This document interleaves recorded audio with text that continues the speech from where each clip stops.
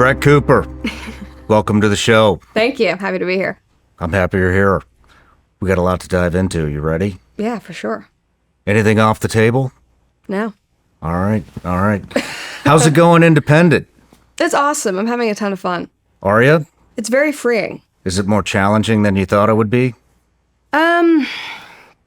Yes and no. I think I was surprised about the things that have challenged me.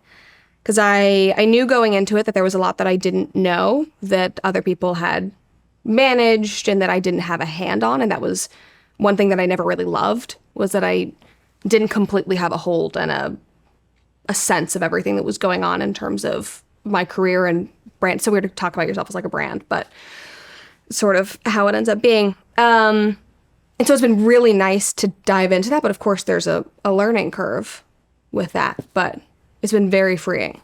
Well, we'll dive into that later. But Nice. I just want to say, man, like, you're 23 years old, right? Yeah.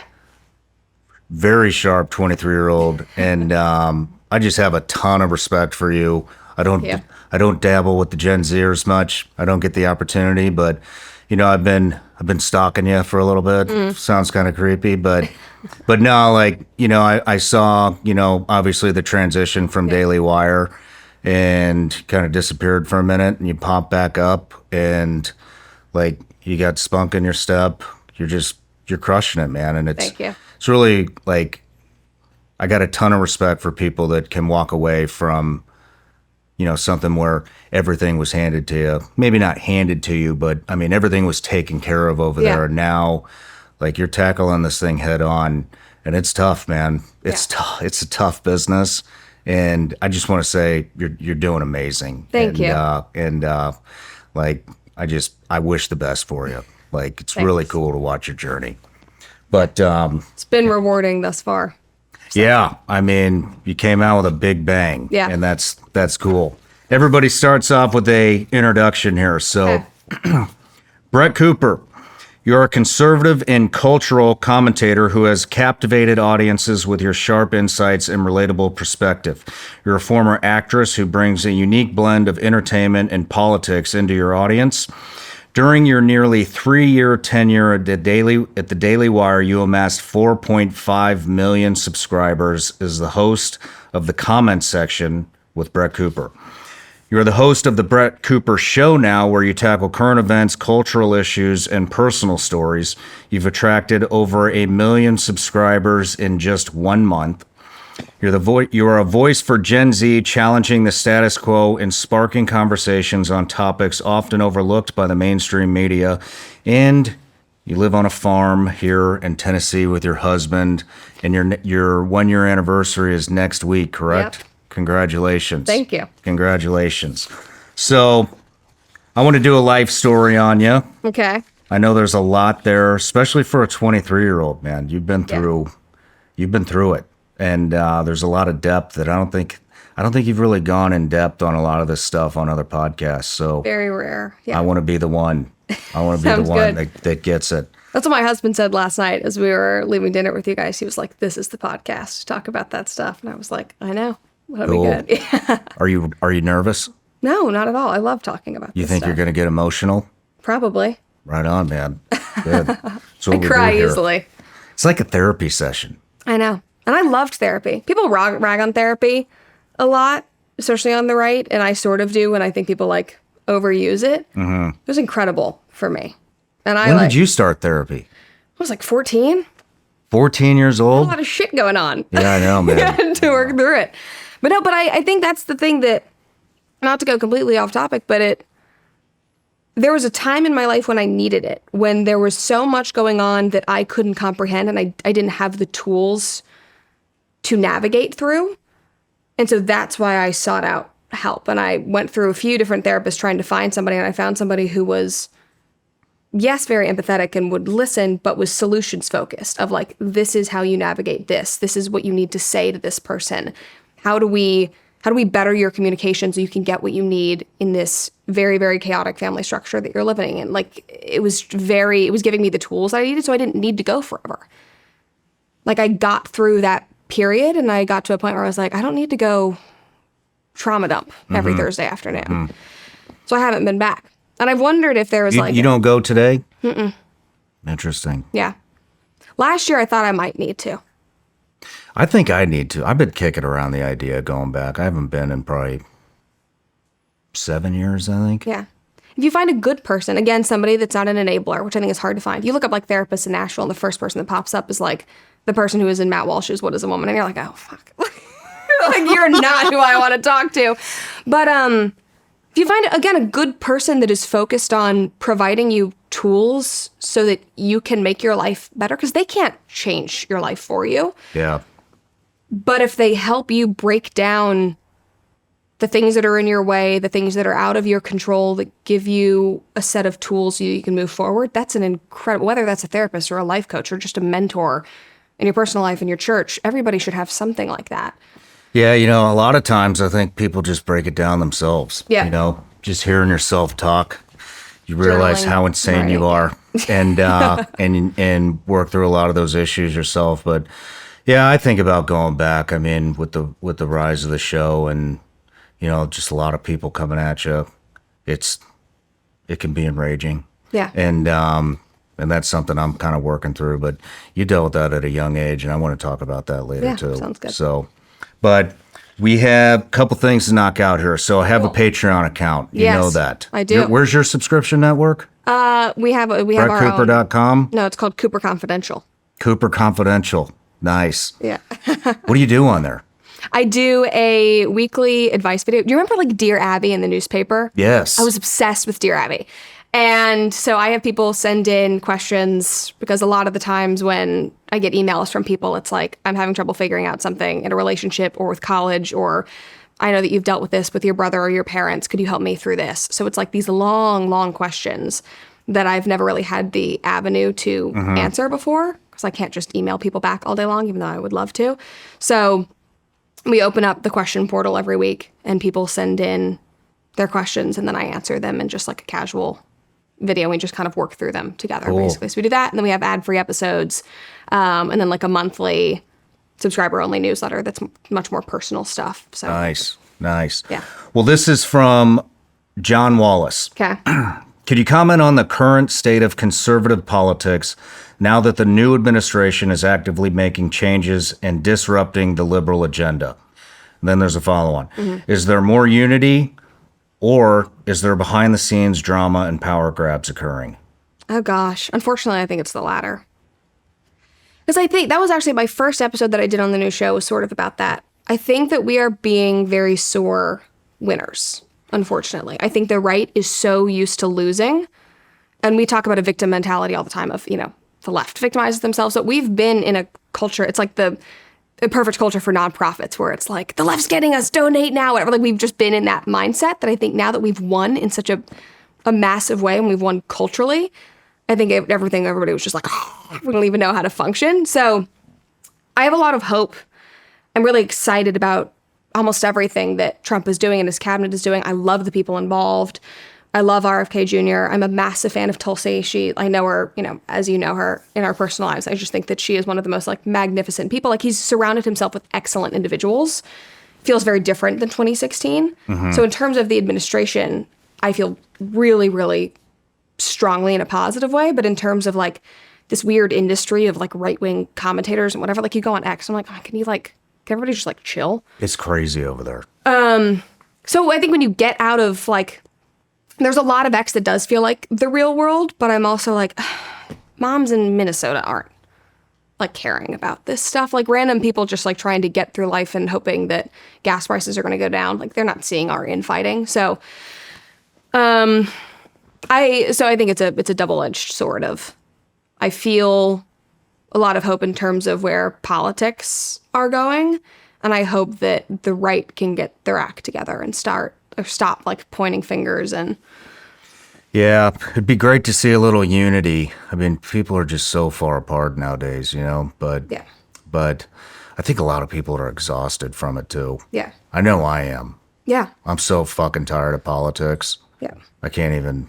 I think people in this world are, I think just normal voters are. I think it's just been, it's probably one of the reasons why he won. People are just like, I can't do this anymore. Like, I don't care what you're going to say about me. Like, I just want my life to be better. Yeah. So I think that part, again, with normal people, I think that there has been some unity. I hope the Of just, pendulum like- just like starts slowing down a little bit here. Yeah. You know, I think maybe, hopefully everybody's learned some lessons. Yeah. And maybe we don't need to go so fucking extreme.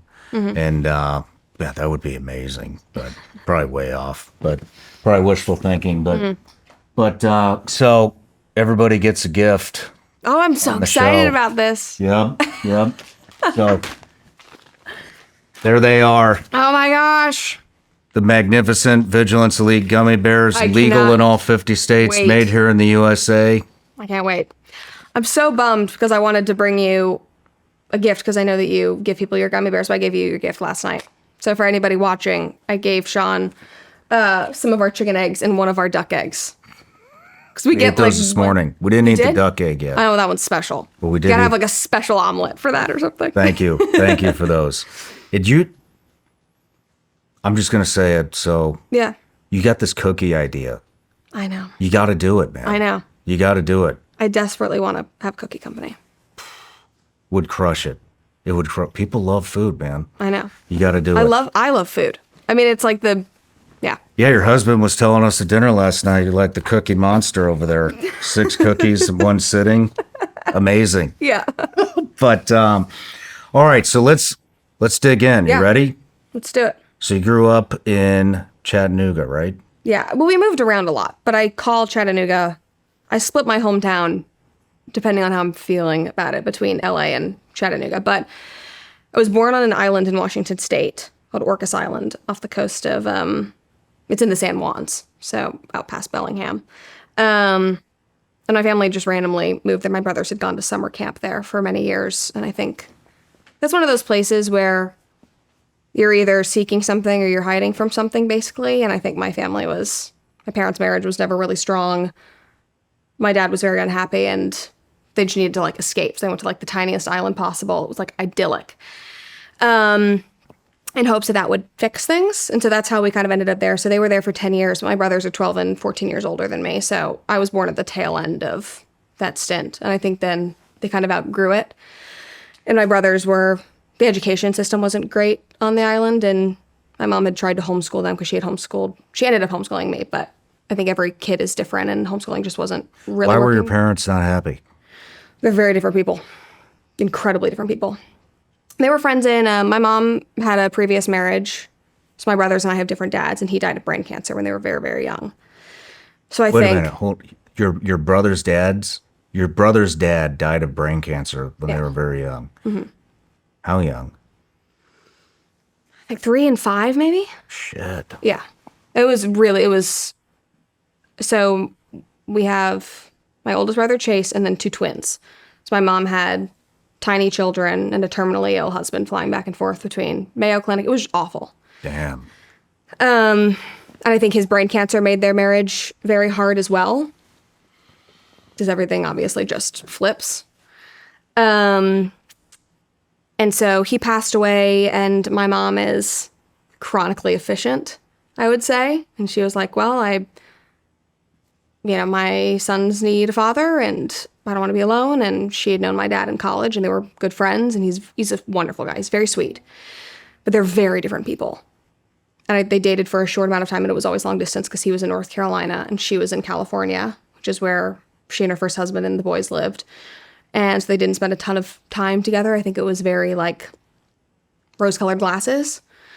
And it just wasn't from the get-go. I don't think it was right. They're very different people. I think they would have been much happier with different, my mom's very headstrong, very dominant personality, very, very similar. And I think that she needed somebody who could stand up to her and combat that.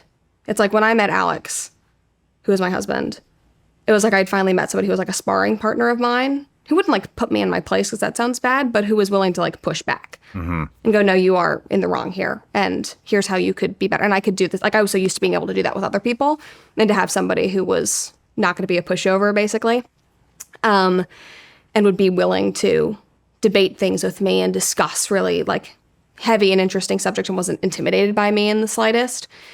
And I don't think that was my dad. He needed somebody a lot softer, I think.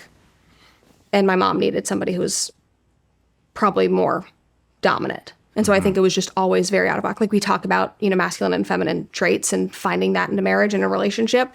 I think they were always off balance. So it was not great from the start, I don't think. Your father wanted you aborted. Yeah. Correct? Yeah. When did you find that out?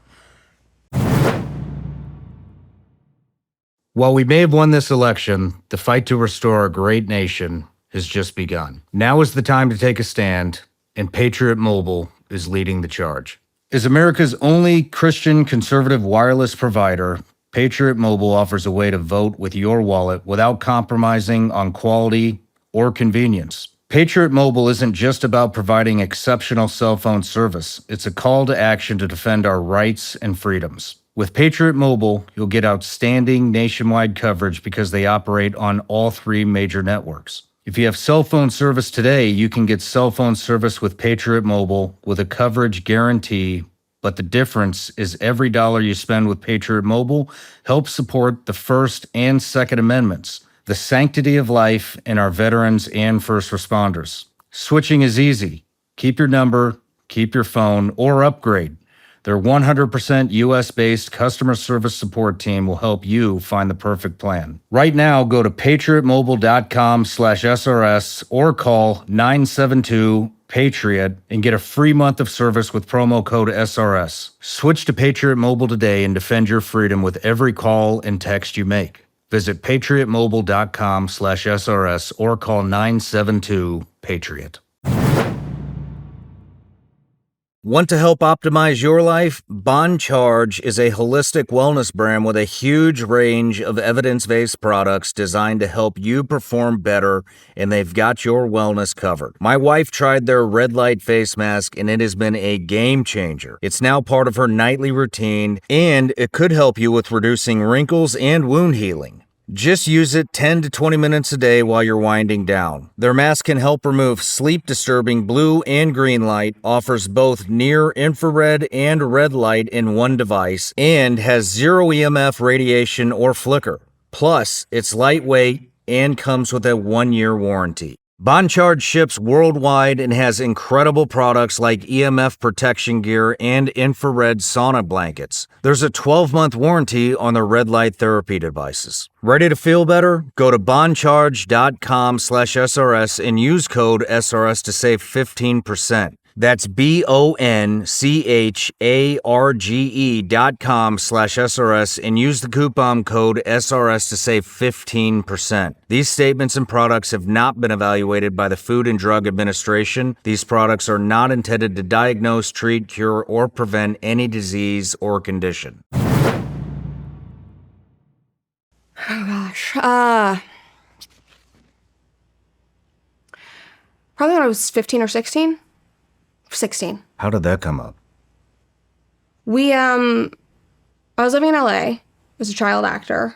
Everybody there was super pro-choice. I think I had been on some set and everybody was like wearing their Bernie pins or whatever, pro-choice. And I just like very innocently asked my mom, I was like, what? Like, could we just like talk through this issue? She was super, I think that's why my brothers and I ended up the way that we did. Like my oldest brother and I are very, very principled in our values and very comfortable like speaking about them openly, because it was like the dinner table and just like even being in the car with our mom was like debate was accepted. The hard conversations were not to be shied away from, whether it was things that were going on in our family or things going on in the world. It was like, no, let's break these down together. She's a very like introspective, she's not academic, but she's incredibly intellectual. And so that was just a normal thing. So I was like, let's talk about abortion. Like, I just don't understand, like, what are these two sides of the coin? Like, I just didn't understand the issue. And so we started talking about that, it was just like over the course of a few months. And I think that she had kind of weighed whether to bring that up. But that was what really changed her mind permanently about abortion, was when my dad came to her. I was like, I don't want a child. Like, their marriage was already not great. It was an accident. I don't think he really got along with my brothers very well. And it was just like, I don't want this child. So you're living in LA, the abortion topic comes up, you bring it up to your mom, and I mean, how did she bring that up to you? I don't even remember. I mean, but it was probably something that was very straightforward. She doesn't mince words. She's not somebody who is, I guess, soft or like brings anything in. It's very matter of fact. Yeah, it's just like this happened, and she had always been, in her mind, she was like, I think she was more pro-life, but kind of understood the pro-choice argument in terms of like government overreach and, it is a woman's body. And then when it was actually an issue that she had to decide and it was put in front of her, and I think that she had to reanalyze the issue from a much more personal perspective. And I think she basically said to my dad, she was like, if you want this so badly, you go make the appointment. And he couldn't bring himself to do it. Because like he couldn't even, it was just like such a threat basically. Like, I don't want you have to, he just wanted her to go do it. Yeah. She was like, I'm not. And it was all like, I mean, how did do you remember like her telling you? Yeah, but it also didn't surprise me because I knew my dad. My dad and I had never had a great relationship. It was just kind of like, okay, yeah, I guess. How about today? Much better. Have you ever asked him about it? No. Will you? Maybe one day. I've talked about having him on the show and trying to break through a lot of different things. I have a lot more empathy for him as I've gotten older, and I understand him more. Because I think that I saw him for his faults in my parents' marriage, which they both had their faults, but outside of that marriage, I think I saw a broken man who was just not the right relationship. He'd had a really hard family life growing up. Do you think he'll watch this? Yeah, probably. He watches everything. Well, that'll probably strike up some questions. Yeah, for sure. Like I had done I think he watched the video I did with Raylan where we talked about this and we sang together because she has a song about her mom almost aborting her.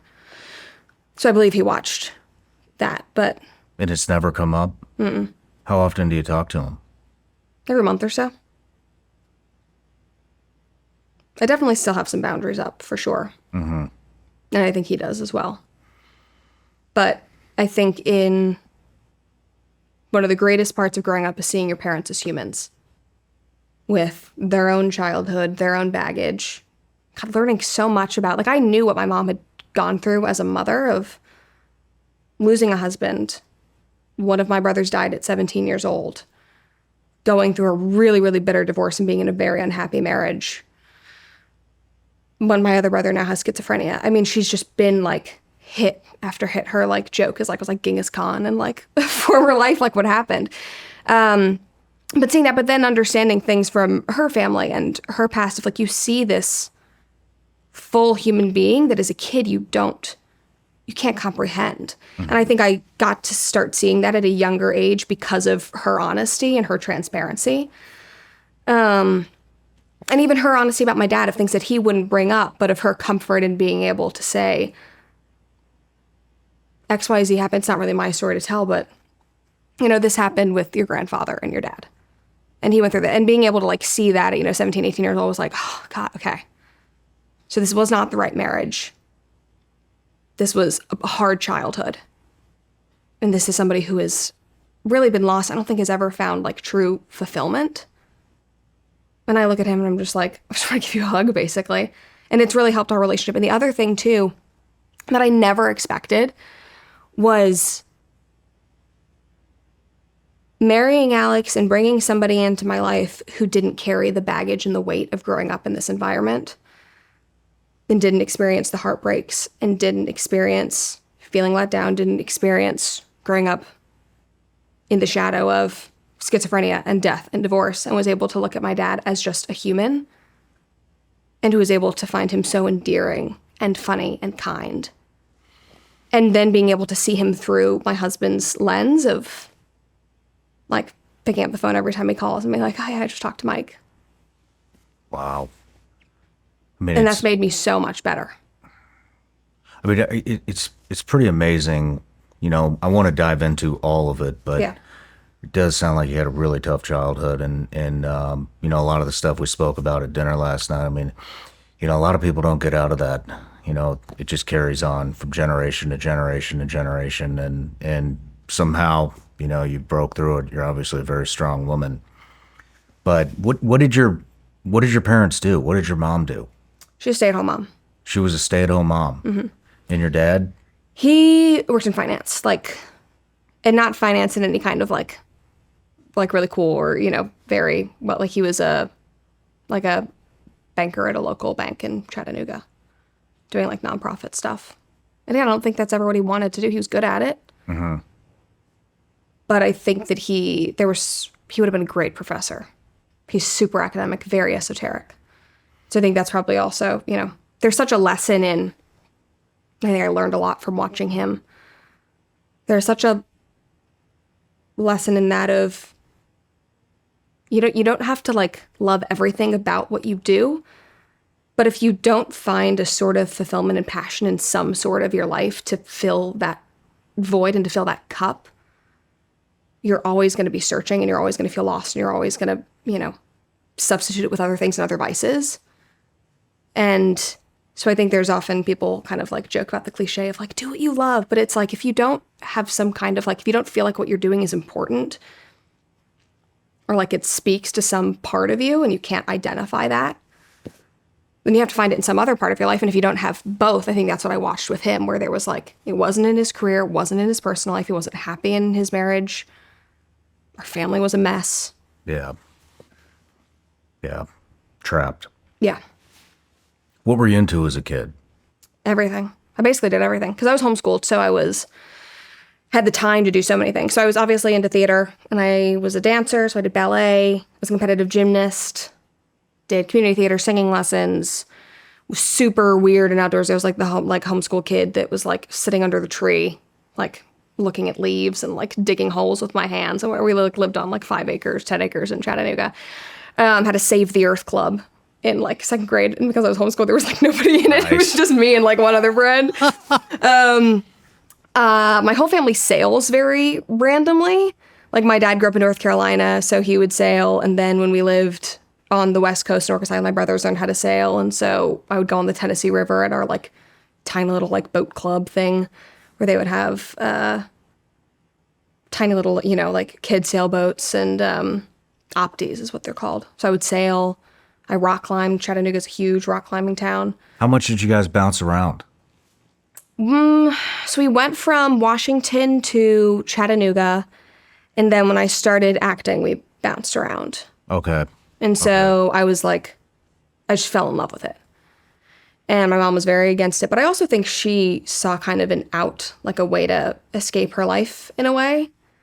My brother had just died, and I saw an emotional outlet that gave me the ability to be creative and escape my life and what was going on and the intensity of that, and gave me a creative outlet.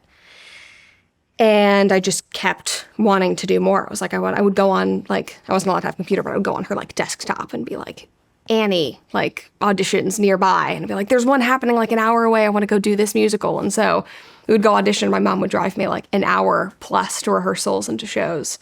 And then I was I think I want to be on Broadway. And so I wrote a letter to a manager in New York and was I want to be Jane Banks and Mary Poppins, and I will fly up to meet you and do an audition, and then you'll help me get this role, whatever. I was just super motivated. And I think she saw kind of an escape, but she also, after my brother David died, her perspective as a parent changed, where she was if I had known that David only had 17 years, what would I have said yes to? And obviously not give in to your child's every whims, but if there was something he loved more than anything, what would I have done? Let's rewind a little bit before we get into the acting.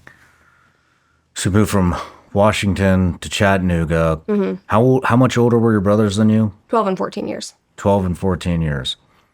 Were you close with them? Are you close with them? Yeah.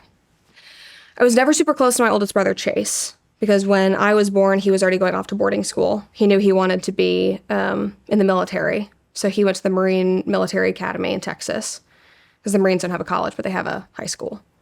So he did that, and then basically spent the next 4 years working to get into a service academy, and got into all of them, and chose the Air Force Academy. So he spent every summer, at the summer programs, at the Naval Academy, at Air Force, at West Point, got his pilot's license at 15 years old. So he was incredibly motivated, knew what he wanted to do with his life. So he was kind of out of the house by the time that I was born, so I didn't get to know him as well as a kid. I think I was probably around 15 years old when we really started getting close, when all the stuff, again, we can talk about later, that happened with my other brother. We really got close then. But Reed and David are the twins. And so I grew up with them and was super close. Super close. 12 years older, and you guys are super close. Yeah. And David died because we were all living together. So like when I think about my childhood, David died when I was 5 years old. So I don't have a ton of memories, unfortunately. But it was just like me and Reed and my mom. That's the surviving twin. What kind of stuff were you experiencing in home with your mom and your dad? I unfortunately didn't know anything different. Like, it was icy. I never saw any affection. There was a lot of disdain for each other. We lived in a big house that was like very long. It would be like on opposite ends of it, basically. And to their credit, I think that they tried. And they tried for me, and especially after David died and my brother Reed really started struggling. I think that the damage after that was irreparable after losing a child. Mm-hmm. But they did try in their own ways. But it was like, I'm so grateful that I'm here and I wouldn't change it for the world, but it's like I look at that as like, that was probably a marriage that never should have happened. Just because they're so different. Like, and it's not like a different, like, complimentary way. Like, it's just like, you are just, and there's a lot of affection there. And you spend 20 plus years with someone because they were married for a long time. And they got through the divorce, and they're friendly now. How old were you when they got divorced? 15. 15. Mm-hmm. Okay. And that's when I had emancipated myself as well. We'll get there. Yeah. We'll get there. Let's go back. Yeah. So your brother dies at 5. At age 5. I'm age 5. He's 17. He dies they went to a school in Chattanooga. They were on the rowing team. They were both super athletic, very artistic. I mean, they were like the most well-rounded guys. They're both brilliant, incredibly artistically talented. Like, I have my own creative talents. Like, I can't draw for crap. And they were both, brilliant, but also brilliant at math. Like, my brother Reed had a perfect SAT score. Just so well-rounded, incredibly athletic. They were on the rowing team. Just good guys. And out of nowhere, David had a cardiac arrest and fell off the rowing machine right in front of Reed. So they were 17 years old, identical twins. They never had that, like, separation that, like, psychologically twins have to go through. And if you're not a twin, like, I don't even think I can understand what that feels like. But I've talked to enough twins now, and I've talked to Reed,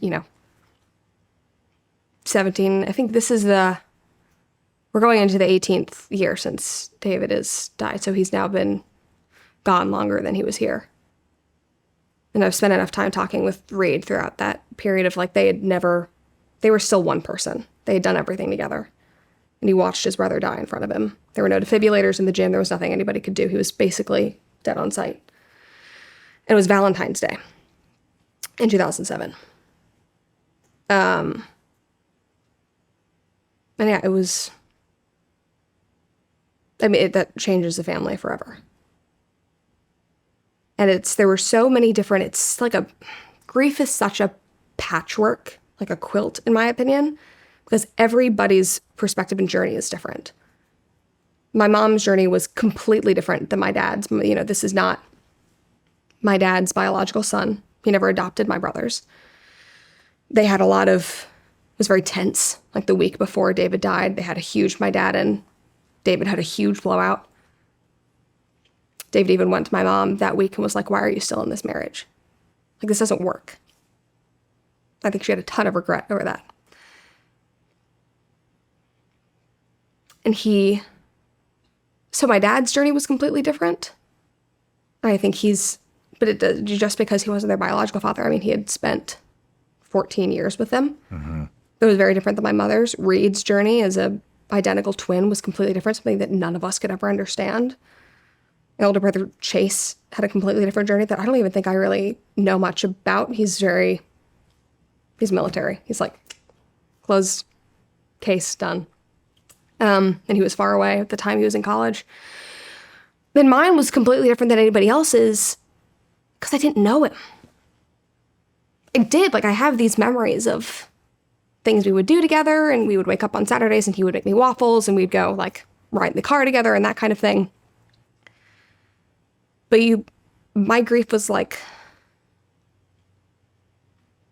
growing up and everybody has all of these memories with this person and you don't. Do you remember how you found out? Yeah, so it was Valentine's Day. I got a phone call from the school.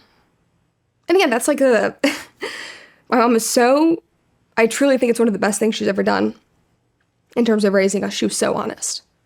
There was no hiding anything, which I think in the world of helicopter parenting and trying to protect your kids and kind of putting them in this glass box, like that's become very abnormal, and people would look at our life and be like, why would you not shield them from this? But I'm very glad that she didn't. But it was just like, looked at me and went, David's collapsed. We need to go to like, put down your Valentine's. We were like having a Valentine's Day party. And we have to go. And I remember getting in the car and I had like the Valentine that I had made David. And I was just like 5 years old and holding it. Oh God, I haven't talked about this in so long. So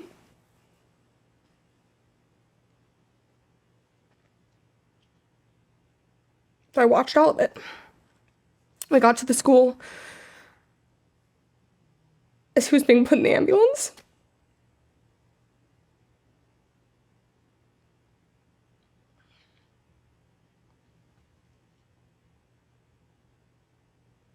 We went to the hospital and I had like a nurse take me out as they were, talking about what was going on, and they had no idea what happened. I was wearing lime green clogs, and I remember because we were there until very late. I was walking through the halls of the hospital. I could hear my like Hannah Anderson clogs like clomp through the hospital hallways. It's like funny the things you remember. And they were in like a very dark, purpley room. And I have no idea what happened. They think it's some kind of like epigenetics of something, environmental happened. We have genuinely no idea at the time. Nothing came of the autopsy. We all immediately, especially Reed, we came to Nashville and went to Vanderbilt. They have one of the best pediatric cardiology programs in the country, probably the best. Hundreds of tests to figure out, was there any risk for Reed? And there was nothing. Nothing. And David always drank Red Bulls in the morning. He would drink like 2 Red Bulls a day. He would drink one on the way to school, and my mom would always kind of like, David, you probably shouldn't drink that. And he would be like, Mom, everybody's drinking them. But she just said there was like a gut feeling of, I don't think this is good for you. And she asked the doctor at the time, like, do you think this like his caffeine intake? Like what? Like we have no answers. What could have happened for a completely fit, no chronic illness, no history of anything, collapse and die within 15 minutes? When you have an identical twin brother standing here with no problems, who still to this day doesn't have any problems. Never had any scares or anything. And she was like, could it have been, let's talk about my mom was very matter of fact of like, let's figure it out.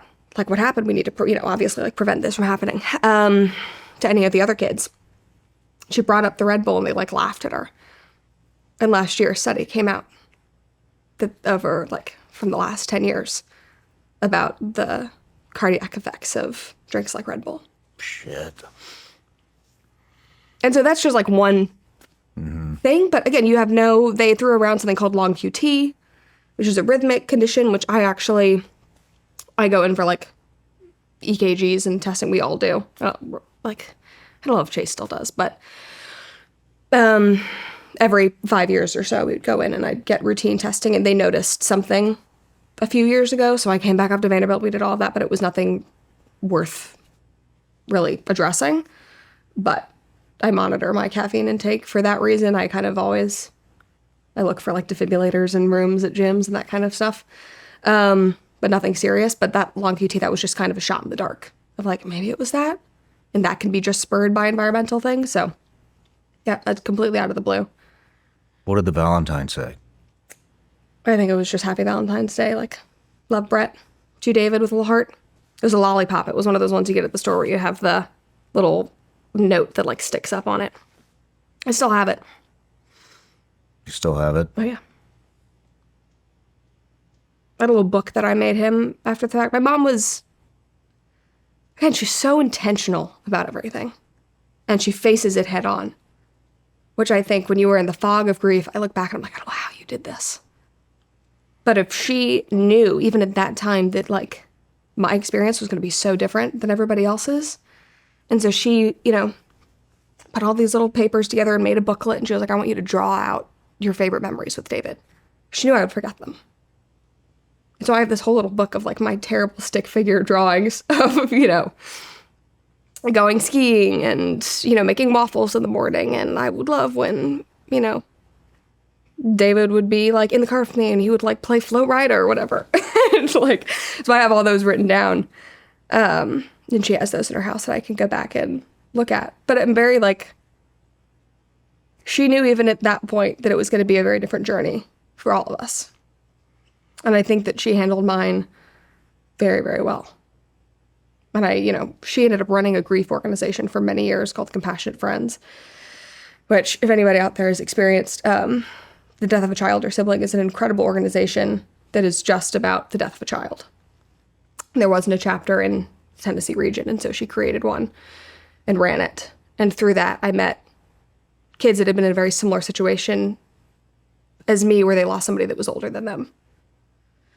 And again, it's so weird because you grow up and you watch your family struggle, and you know, you hit every Christmas and every anniversary, and it's, you know, no, Christmas was never the same in our house. Like, you can't, holidays after losing somebody so close to you will always feel just empty. Mm-hmm. This goes like, this is a deep cut. I was like an English major, but Alfred Lord Tennyson is a very famous English poet.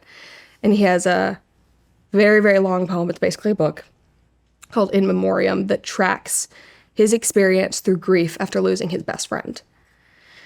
And I remember I read it in college and I was just like, hit. Because I'd never heard anybody show the waves of grief over like the course of, you know, 10 years of like, and there was these moments each year that he would cover in the poem about holidays and Christmas, specifically. About like, there's something about those days that are so, you know, they're about family and about community and about coming together in love. And how can you do that when you've lost somebody that's so important? And I'm just seeing that was like, okay, it's not abnormal what my family is feeling. And having that community through that organization was really helpful. And through that, I met other kids, like I said, who had lost siblings that were older than them, because you grew up in the shadow of grief, which changes your childhood forever. You grow up desperately wanting to have the memories that everybody else does, of like, you got 17 years with them, I got 5. You know, 3 of which I have no concept of any memory. One of which he was at a boarding school. So it's like, maybe I got 1 year. And then you feel kind of stupid because it's like, should this even impact me? I was 5 years old. But it completely changes the trajectory of your family and your life.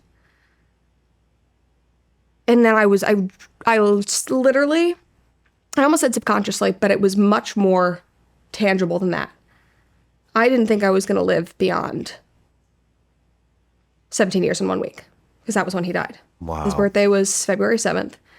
He died February 14th. Because you idolize this person, and I've talked to people who have lost parents at a young age and who have lost older siblings. And I had, 12 years of still looking up to him. He was still my older brother. I mean, it's not just 1 year, though. You know what I mean? I mean, that even though you don't have a memory of the first 3 years, I mean, it's there. Yeah. I see it with my kids. Yeah. 1 and 3, and I see my youngest, totally infatuated with my 3-year-old. And, I mean, so there's still there's that bond, that's it's real, forming every minute of every day. Yeah. She doesn't want to do anything that her brother's not doing. Mm-hmm. And so, well, you don't have a memory of it. It's the psyche's in there. Yeah. It's ingrained. And it's hard to rationalize that when you feel ridiculous. But it's like that bond, that idolization that you see with your daughter and your son of, like, you just keep having that. And I was like, I want to go do the things that he did, and I want to be as smart as he was, and I want to be as good of a person as he was. And then you get to that point, and I didn't, like, see a life beyond 17 in a week. And I remember it was, my birthday's October 12th. I had midterms. It was a week after that. And I had, like, an English midterm, and then it was, like, my second year at community college. And I had a Spanish midterm later in the afternoon, so I was sitting in the parking garage in my car, sobbing. Because I had, like, made it.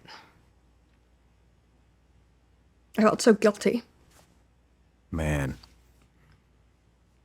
What age did you start thinking that? What age did you start thinking you wouldn't make it past 17? Probably, like, tween. Here's when I really started to be able to think critically about the entire experience. And as it got closer, then it was like, like, it genuinely, it felt like such a betrayal. A betrayal? Yeah, of him, of like, how did I get here? Like, how do I get to live longer than you? Especially when you idolize somebody for so many years. Like, you were a much better person than I was. It's like, you deserve so much more, and why am I here? But that's also, like, on the flip side, it's such a fire under your ass. Of, like, I always say, I feel like I'm living for two people. Because he had such big dreams. Like, he was so smart, he was so creative. And it's like, I never want to waste an opportunity. So my mom gave so much to me and pushed so hard for me to pursue the things that I loved that would, make me better, happier, more fulfilled. Does that turn you into an overachiever? For sure. Yeah.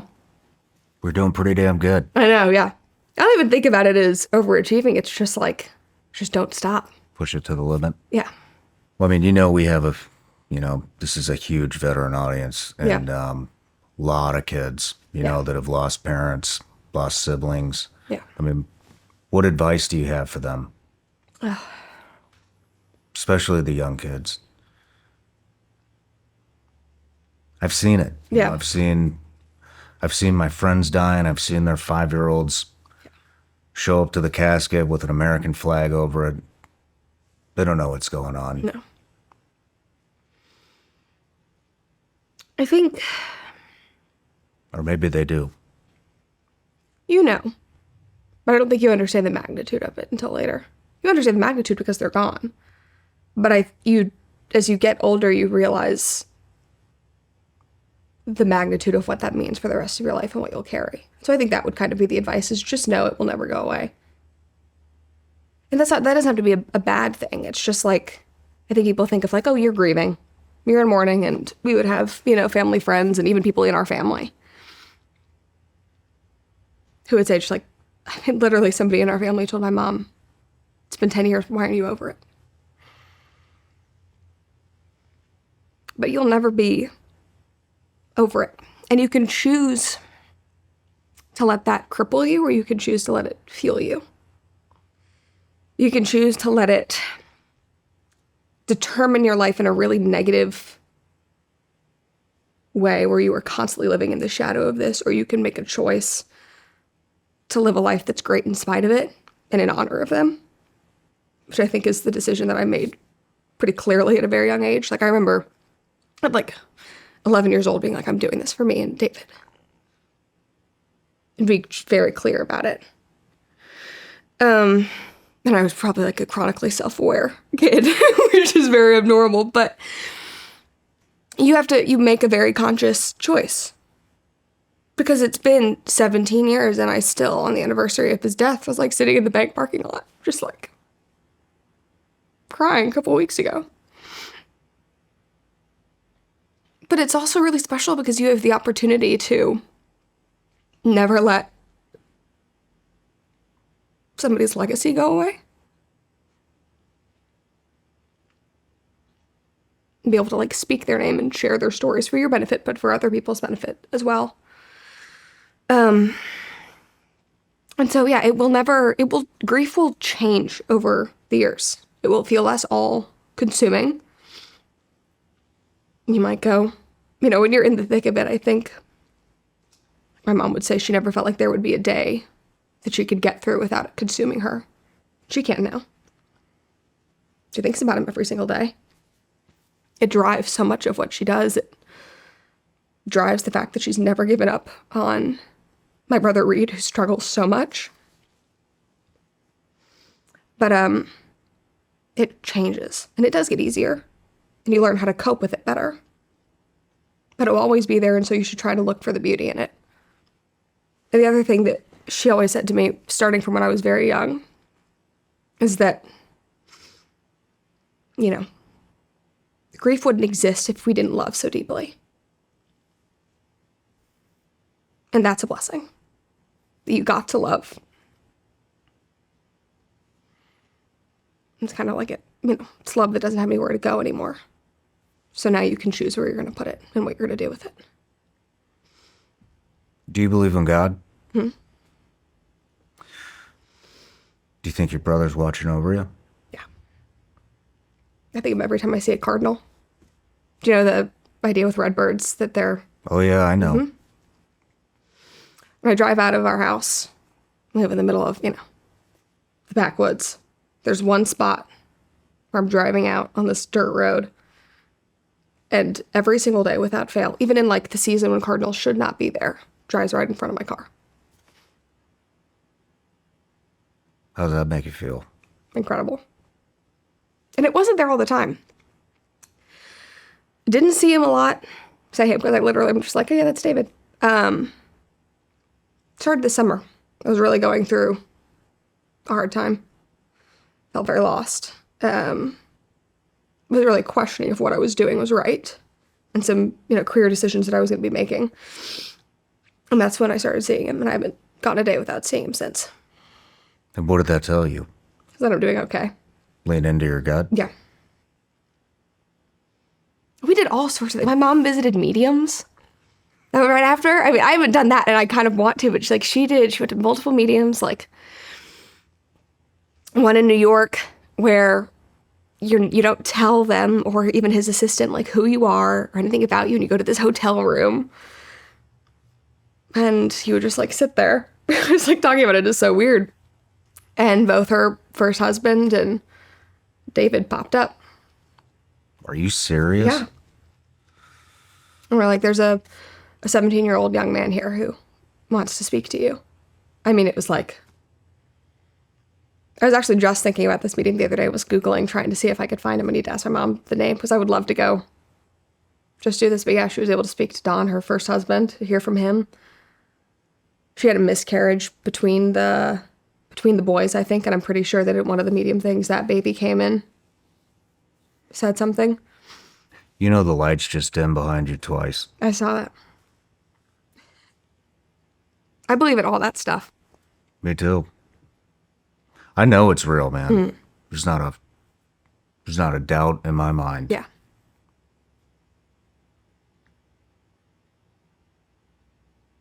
Which also is another part of this that can be very special. Again, it's all like, it's something that's really hard to hear and it's hard to implement, but it is about perspective at the end of the day. If you can think of it as, I will let this drive me, I will be a better person in spite of this, I will live for both you and me, and I will make you proud, and I will know that you're always around me. Like, that's pretty cool. It is. Do you think he's here right now? Absolutely. I think I'm so like selfish, but I'm like, he doesn't go a day without being with me. Yeah. He's got a bunch of people to bounce around with, but I'm like, no, here. You're the baby. I know. Exactly. I need to send him over to my other brother, though. You need to go help him. We'll talk about that in a minute. Yeah. Let's take a quick break. Sounds good. We all value our freedom, privacy, and financial security, but cyber criminals don't. Hackers, scammers, and thieves are trying to steal what is rightfully yours every day. I'm always looking for ways to protect my family and to keep their personal information secure, which can be tough in my line of work. This is why I trust Identity Guard. With Identity Guard, you're not flying blind. They monitor your identity, credit, and social security number in real time so you get instant alerts before the damage is done. When you sign up, you get access to their USA-based customer care team who is available to you 24/7. You also get up to $5 million in identity theft insurance, dark web monitoring, bank and investment account protection, and home and auto title fraud alerts. Listen to this offer from Identity Guard. Identity Guard is offering our listeners a 30-day free trial and 60% off when you go to identityguard.com/SRS. That's 30 free days and 60% off at identityguard.com/SRS. That is less than what you're paying for that streaming service you forgot to cancel this month. That's IDENTITYGUARD.com/SRS to sign up for a 30-day free trial and get 60% off. Certain terms apply, so be sure to check the site for details.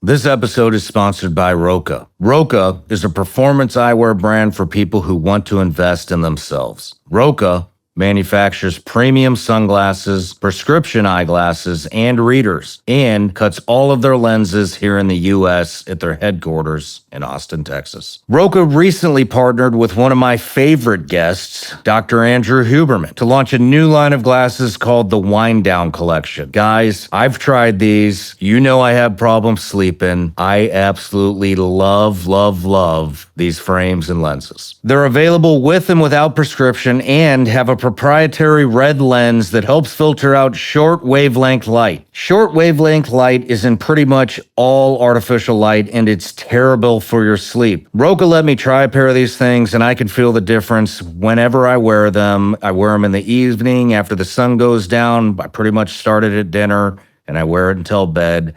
And let me tell you, these things work. With so many options in eyewear and wellness products out there, it's a relief to know the glasses I'm wearing help two things I really care about: my vision and my sleep. And as a business owner with all the decisions I already need to make every day, wearing a pair of Roka's glasses is one of the best ones I've made. Check them out for yourself at Roka.com and use code SRS for 20% off site-wide at checkout. That's Roka.com with code SRS. All right, so we're back from the break. Yeah, the medium stuff. Yeah. Have you ever heard of the Long Island medium? I think that's what they call her. Yes. Yeah. Wasn't she on some reality shows? Yeah, I think she's been on a ton of stuff. Yeah. But my wife's family had some crazy stuff happen with that. They went to, I guess they do like a show. You know? And it sounded like it was pretty intimate. And without getting too into detail about her family, she had some family members that they lost their dad, and they went to this medium as kind of like, you know, just entertainment. Yeah. And you know, she was like, "Oh," the medium was like, "Oh, you know, I'm getting this," and all these people raise their hand. I'm like, "No, it's not you," and "Oh, like they're saying this," and all these other people raise their hand, and it's like, "No, it's not you," and she said, "They know that you go in the closet and spray your dad's old cologne in total privacy to remember him." And her family member just started like crying immediately. And then, you know, then there was a little bit more. I can't remember the rest of it, but it's like, man, that stuff is wild. Yeah. You know? Have you seen the telepathy tapes? No. You'll have to ask the team downstairs about it. But there's I'll butcher the explanation, but it is, it's a podcast that's been blowing up. And it focuses on nonverbal people with autism. Really? And just telepathy and all of that. And not just being able to communicate, but like being in separate rooms and like this person will have like a ball or something, and you'll have this person in the other room, and it's like, so what are they looking at? And it's like a purple ball. That Anyway, stuff's crazy, man. It's just all like, It's like some type of connected consciousness. yeah. Yeah. Well, the brain is like, there's so much we don't know, and I think that cannot be fully explained, and probably never will be explained, and that's probably, faith. But yeah, I'm with you. It's like, I don't think that we are aware of our full capability. Yeah. I've dove into the subject several times with the psychic type stuff and the remote viewers and stuff like that. And I think that's a fascinating subject. And, there's everybody else who claims it, and which is just complete bullshit. But yeah, I think that the human mind is capable of so much more than we can even fathom. Yeah. And I think it's been dubbed down just from century to century to century into what we are today. But I mean, and a lot of those guys talk about it, like how they think that it may have happened. And, but yeah, in a weird way, I use that in business and what I'm doing, and there are no fucking limits, and like, we're just capable of so much, and we put these false limitations on ourselves and trap ourselves in these little prisons. Yeah. And a lot of people, we all suffer from it somewhat, right? But some a lot more than others. But anyways, yeah, I think that we are capable of so much more than what we're doing. And if you can wrap your head around that and start to realize there are no limitations, then amazing things can be accomplished. And you're doing that, by the way. So congratulations. But let's lighten it up a little bit. Yeah. So you moved to California. You start getting into acting. Yeah. So I At least I think that's lightening it up. I don't know how you feel about California. No, California is fine. No, I've spent 10 years of my life there. It's like, I think of my childhood in Chattanooga, and that is where the most formative things in my entire life happened.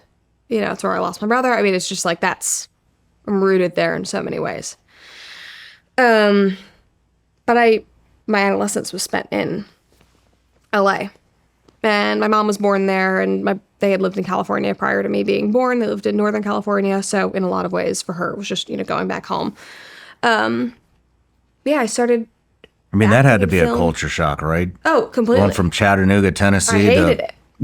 to LA. You hated LA? Well, I loved what I was doing, because I didn't ever think of acting as a job. I didn't think of it as a job until I was like 15 and started, was going into college and had to start thinking of it as like a career and a job. And then I was like, oh, I don't know. It was just fun. Again, it was like, you go through something so intense as a small child, and you have nowhere to put that emotion, and to have something that allowed me to, walk around in somebody else's shoes and to kind of safely express things I didn't feel comfortable expressing in our home. Like, after my brother died, I would hide in cabinets. Really? Like, I would go in the kitchen cupboard and like shut the door. There was like a cabinet in our house in North Chattanooga where I would do it. There was a cabinet on Signal Mountain where I would do it, and I would lock I was just shut down. And acting gave me Well, hold on. Why would you go in the cabinet? I just wanted to be alone. It was safer. You it was felt like I safe could be in that. somewhere that was like my own space. There's like, I mean, I still do that sometimes. You still lock yourself in the cabinet? Not in a cupboard, but like there was a day I was working on the show, and I just felt so like last week I felt so overwhelmed, and it was like every noise in the house was just like too much, and I went and I literally sat in my dark closet, closed the door, didn't turn the light on, and just finished writing the show. And I was like, I just have to be. So you just kind of like turn stuff off, and I think I felt that at a very young age. There was so much noise. Like emotional noise. There was my brother, there was my mom and dad grieving individually and fighting, and a lot of change, and I felt like I didn't have something of my own. And it being a small, confined space just felt like that pressure of like, whew, this is safe. And acting gave me the ability to, I guess, be big, to like express things in a way that I wasn't able to express. Like my mom would always say, like, I would go on stage and become like an animal. Like I would just like light up. I loved being able to not be Brett and be somebody else and experience their experiences. That's why I love doing things on stage. And, you know, I love theater. Theater's my first love, I would say. And ended up going to LA. And the reason why I went to LA is because if you're under 18 and you want to be on Broadway, there are height limits. You can't be taller than 5 feet most of the time. And I was super tall, like grew like a string bean. So the manager that I had written a letter to at 8 years old saying I want to be on Broadway was like, you can go home to Chattanooga and you can just keep doing regional theater and maybe audition for a show here and there, or you can go to LA if you want to keep acting. Because you are 5'2", you're 11 years old, and you're not going to be hired for anything. You've got 7 years to kill, basically. Because they won't. And the reason for that is when you're at the very back of the house on stage, they want you to look significantly smaller than the adults on stage. There can be no confusion about whether you are an adult or whether you are a child on screen or on stage. So it makes sense, but that was heartbreaking for me because all I wanted to do was be on Broadway. It was like at 8 years old, you knew you wanted to be on Broadway. Oh yes, I was like, that's what I want to do. We would go see Broadway shows. It would like come through Atlanta. We would drive up and see them. I was like, that is what I want to do. Would you act just as an 8-year-old, just playing around? Yeah, so yeah. What would you do? I would act out things in our front yard. I was constantly writing stories. And the funny thing is we went and saw theater. We didn't have television in our house. We had ATV, and we were talking about this last night, I was allowed to watch The Andy Griffith Show and I Love Lucy. And that was all. So it wasn't like I was watching movies and TV shows, like I want to be on Disney Channel or whatever it was. But I read constantly. I love stories. At the end of the day, what drives me more than anything in like this career still today in acting is a love of story, is understanding why people do the things that they do, how stories change us. I've been personally positively impacted by stories, whether they be through literature or on stage or on film, of seeing yourself in a character or being able to put yourself in their shoes, and that being an incredibly transformative experience. And for me, politics is storytelling because it's all about human nature. I think that's why I am interested in it, because it's, it's reality TV, it's a, Shakespeare tragedy, whatever, depending on the day. Those can kind of be interchanged a bit, but it is about story. And I love every day getting on my show and being able to tell a story and bring people in and weave that together and take them along on this journey and have a beginning, middle, and end, and hopefully leave them changed at the end. And like have them think about something in a different light or feel something through me telling this story. And that's why I loved acting. So I didn't, at 11 years old, I didn't care if it was on stage or on film. I was like, I just want to tell stories. I just want to act. So it was both a hobby and an escape. Yes. I don't think I could have like said that at 10 years old. I was just like, I didn't realize it was an escape. I was just like, I love to act. When did you realize it was an escape? I think a lot of things clicked for me around 13 years old, 13, 14. It's when stuff really took off with my parents. Divorce got messy. It's when my brother Reed had his first psychotic break. It was when I think I just became a lot more self-aware as all of those things were happening. And I think that's when I kind of realized, like, oh, this is why I love it. Because I'm not me. And that was also why starting to do things on camera for like this, whatever industry I've ended up in, of like this like cultural commentary, whatever it is. It was so weird for me because I was just being Brett. Being Brett was very hard. It was the reason why I never sang in public. My first professional job actually was singing. First time I was ever paid was to be in the Atlanta Symphony Opera's production of La Boheme. I'm a classically trained singer. I've been doing it the longest out of any of these things just because I was in like choir when I was younger. And to this day, I am petrified of singing in public because it's me. Like I can sing in a musical and I can be a character and I'm on this ride of, whatever character I'm playing. I'm, getting through the entire show, beginning, middle, and end. I'm not Brett, I'm this person. But if you ask me to get up on stage and just sing you a song, it is like I have like stripped down. And I might be better at it now that I've gotten so comfortable of like, I'm sitting here, I'm just being Brett, streamed to millions of people. It's like, I have however many billions of views over the last 3 years, so I've gotten more comfortable with it. But I spent over 10 years avoiding just being Brett and being a character because it helped me. I think that helped me understand me more. Do you think you still have a lot of walls up? Yeah, for sure. I would have never cried in front of you 5-6 years ago. I remember the first time that I ever cried in front of somebody. I was sitting in the Burbank Public Library, sitting outside in the grass having a picnic with one of my good friends at the time in LA. And something had happened with my brother. And that was the first time I ever cried in front of somebody that was not my mom. Like even like showing any kind of emotion in that regard. Terrified of letting people in. Could not I felt like I'd been burned enough by my dad. I couldn't let him in. I don't think he wanted to let me in either. I was just was really having a hard time processing things. Have you ever thought about psychedelics? No, I'm terrified of them. Why? Things that could go wrong. What But I could go think wrong? my brother but I don't think my brother did them well. But I look at my brother who has basically tried every single drug in the book and didn't do anything that was intentional or for healing.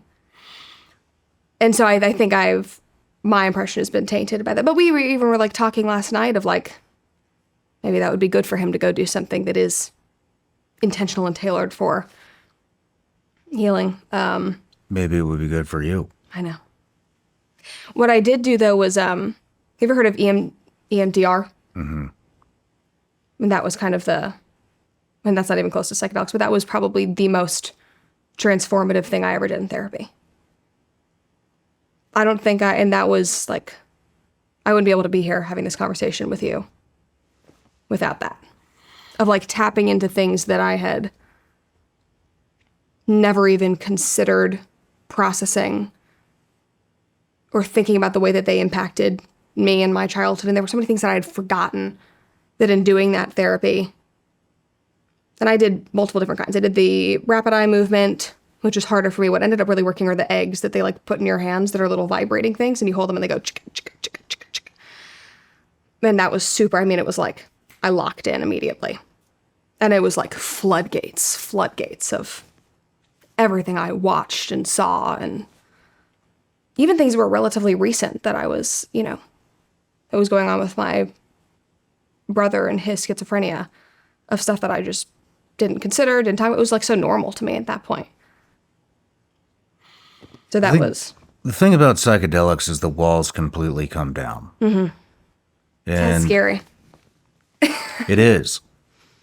Until you do it. Mm-hmm. But they completely come down, and there's aspects of yourself that you never realized were there. You find out who you are. Mm-hmm. And because the walls come down. And some of the walls, I think, at least with myself, you don't even realize certain walls are up because they've been up so damn long. Yeah. And then when they completely go away, mm-hmm. You find a lot of things out about yourself. Might be something to look into. Maybe not. I don't know. You'd go with my brother. Would I? I said, no, I could go with my brother. That could be really good. Yeah. That could be really good. Mm-hmm. Did we talk about this on your show? Can't remember. No, I don't think so. Yeah, I did it. And I didn't realize I had all these walls up. And it just changed. It changed the entire trajectory of my life. Mm-hmm. And it was going like this.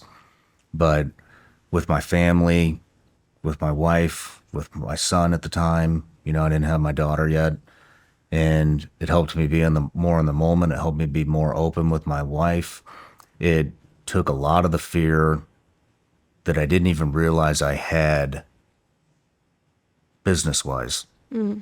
And then my business went straight up. Yeah. Because I realized I wasn't beholden to anybody. And all the fears of, well, you know the fears of being in the limelight and having millions of people following you and feeling beholden to an audience. I mean, all of that shit went away. It all fucking went away, man. And I'm a huge proponent of it. I've seen so many people turn their lives around with get rid of addictions, anxieties, depression, post-traumatic stress, all that kind of stuff, man. Like the walls come down and your life trajectory you find out who you are and you lean into that. And it also kind of reassures that your intuition is pretty much right on the money. Yeah. But yeah. Probably good with, I don't think I'm somebody that's super anxious, but there is a perfectionism that is ingrained in me. I think when you, even yesterday on Alex's and my drive to dinner, I was just like, I don't even know what set it off, but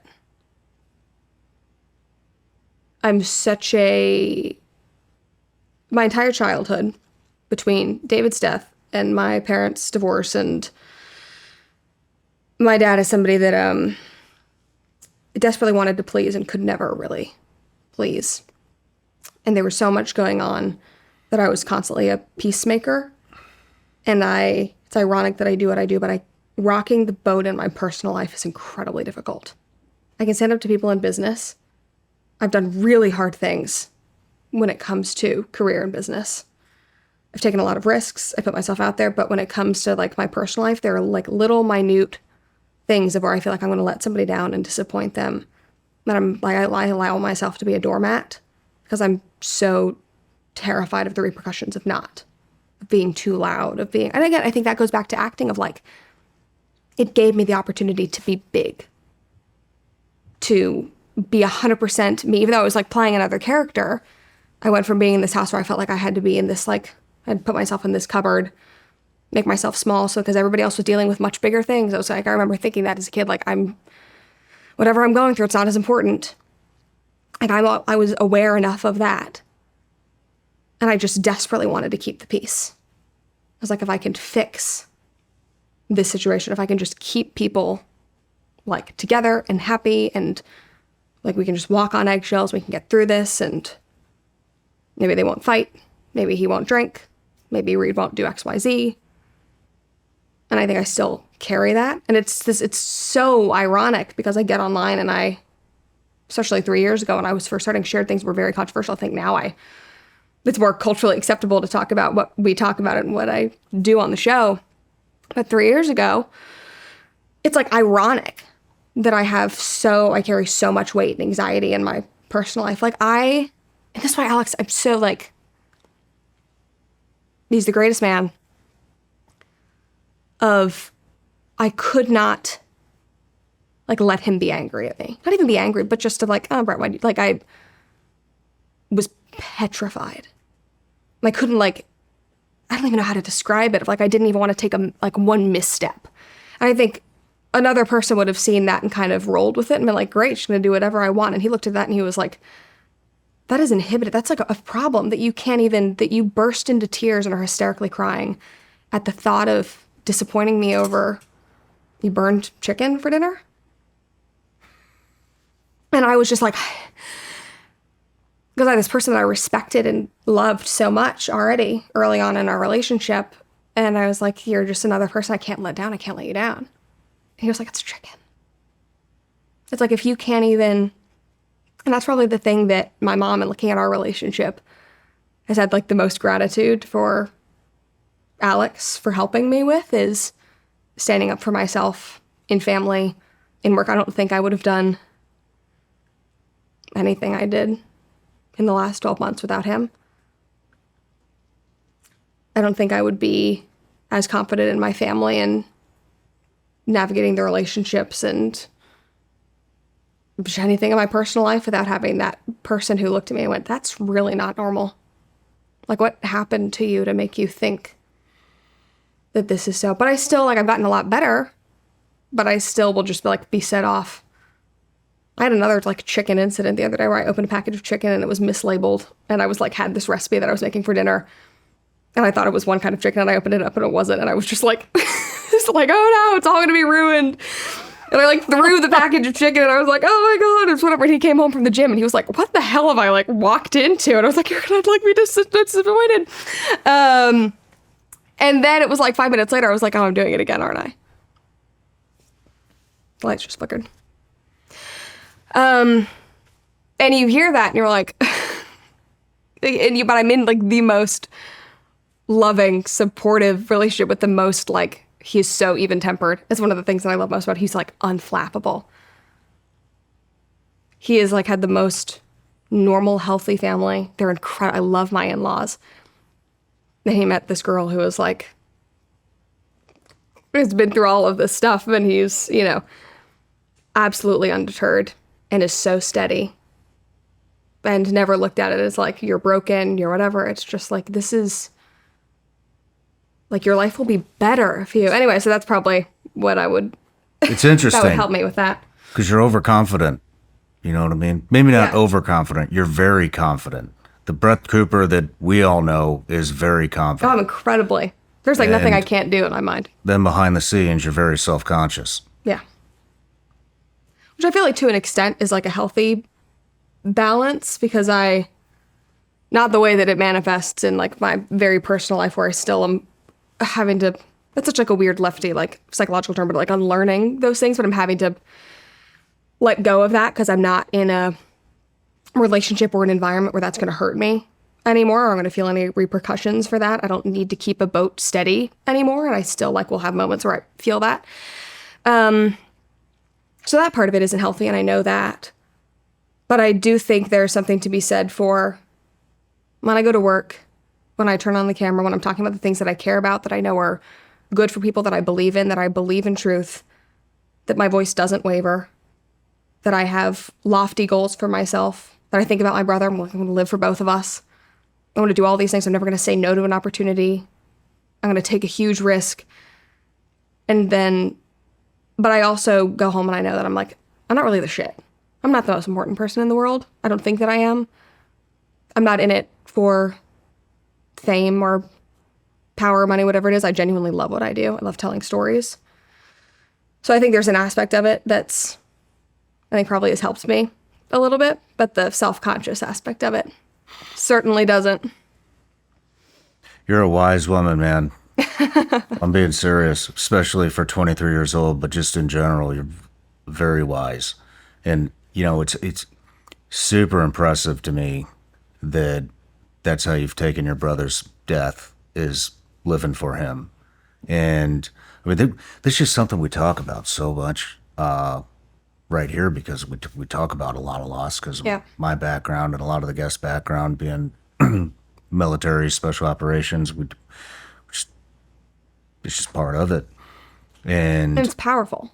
I'm not the only person who comes on here and breaks down and cries. It's, you have something in this room. Well, the thing is, a lot of people will take death and they'll take the loss of a loved one, and it will debilitate their entire existence, you know. And when people ask me for advice on, you know, how to deal with loss, or I ask a guest on how to deal with loss, to include you at 23, having been through it at 5, I mean, it's like, that's how you have to look at it. That's how you have to look at it. Do you think that person would want to watch you suffer and mourn and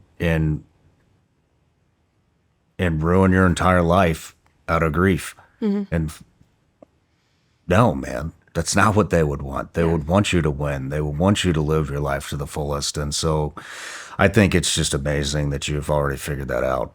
And it sounded like you figured it out a long time ago. And so I don't know how. Good for you. It shocks me. Intuition, man. Yeah. Powerful.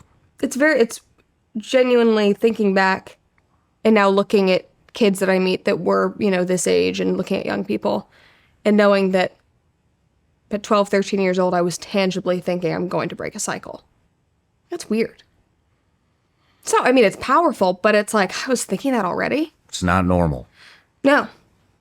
It shouldn't be weird. That should be, I wish that for any young person that's, I didn't have the worst childhood in the world. I had something that was very abnormal and that was very hard.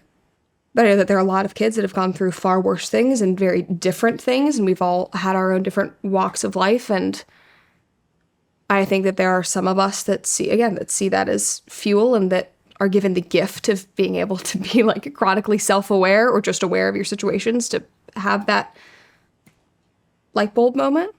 But I was articulating that in my mind and to other people. I remember talking to my like Sunday school teacher at a young age and being like, I will not replicate what I've seen. Because there was so much unhappiness and so much. My parents are both brilliant individuals, and that marriage held them back in a magnitude of ways. And there was so much unhappiness already. And then adding in my brother's death, adding in, schizophrenic diagnosis, adding in my father's major depressive disorder, adding in suicide attempts into our family. It was like, I'm going to do everything I can because I knew there's more to life than that.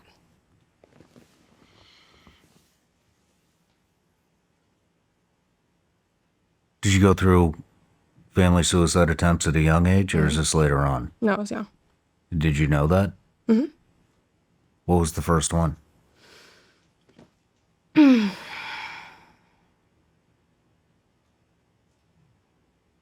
12, 13. That, like, those years, shit went down, basically. Yeah, my dad. There was a lot leading up to that.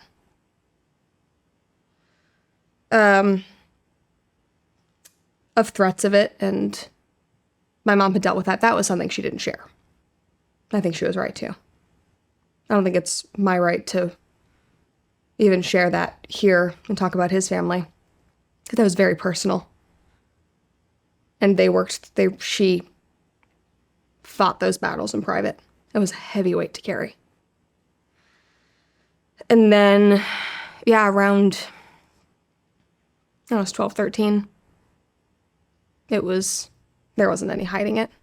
It was in front of us, and not, physically, but we were involved.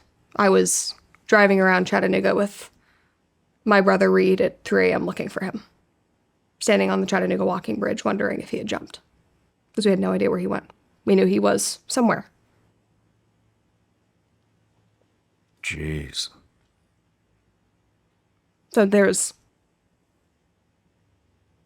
incredible unhappiness. This was common. Mm-hmm. That was the only time that I think a step was taken, and that my brother and I were involved and brought into the kind of the circle of it. Where did you find him? He came home.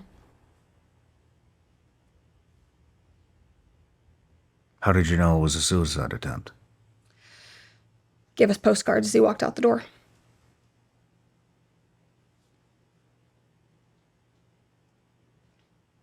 He gave everybody a postcard? Mm-hmm. I couldn't really understand it until we put the pieces together, and they were very ominous. And how I was telling you at dinner last night that I had a Nancy Drew fixation, and I busted my brother's high school party and that kind of thing. And anyway, we were given these, I guess I went back into Nancy Drew mode. We were given these postcards. And I was like, something's not right. My mom was super confused. Reed and I were watching some movie on the couch. He walked out of his office, gave us a postcard, gave my mom a postcard, and left. didn't say a word. Again, I was just like, something's not right. I started looking around the house and I found a manila envelope with a suicide note on his bedside table with all of his information, will, testament. And I brought that into my mom and we called the police. Holy shit. I'm so grateful he didn't do it.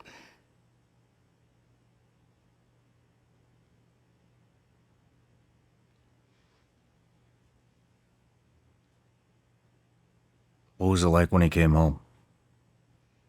I ignored him. I was so angry.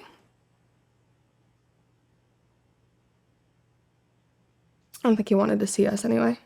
He went straight to my mom. And then looking back, I don't know.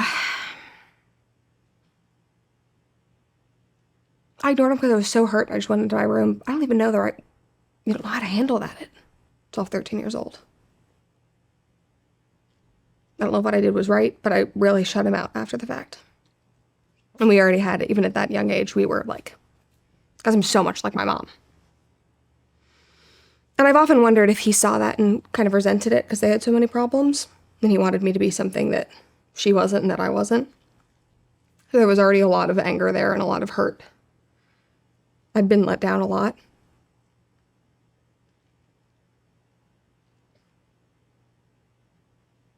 He wasn't super involved. And that was when I started asking questions. I think I was probably 13. I need to get my dates right.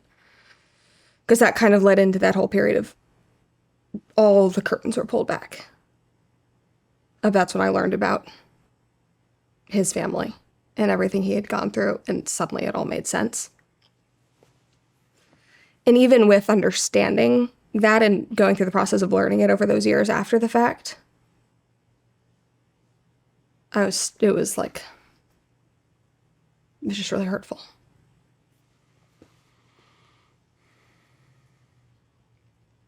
But I often wonder, again, what's the best way to, as a kid, what do you do? I felt so much guilt.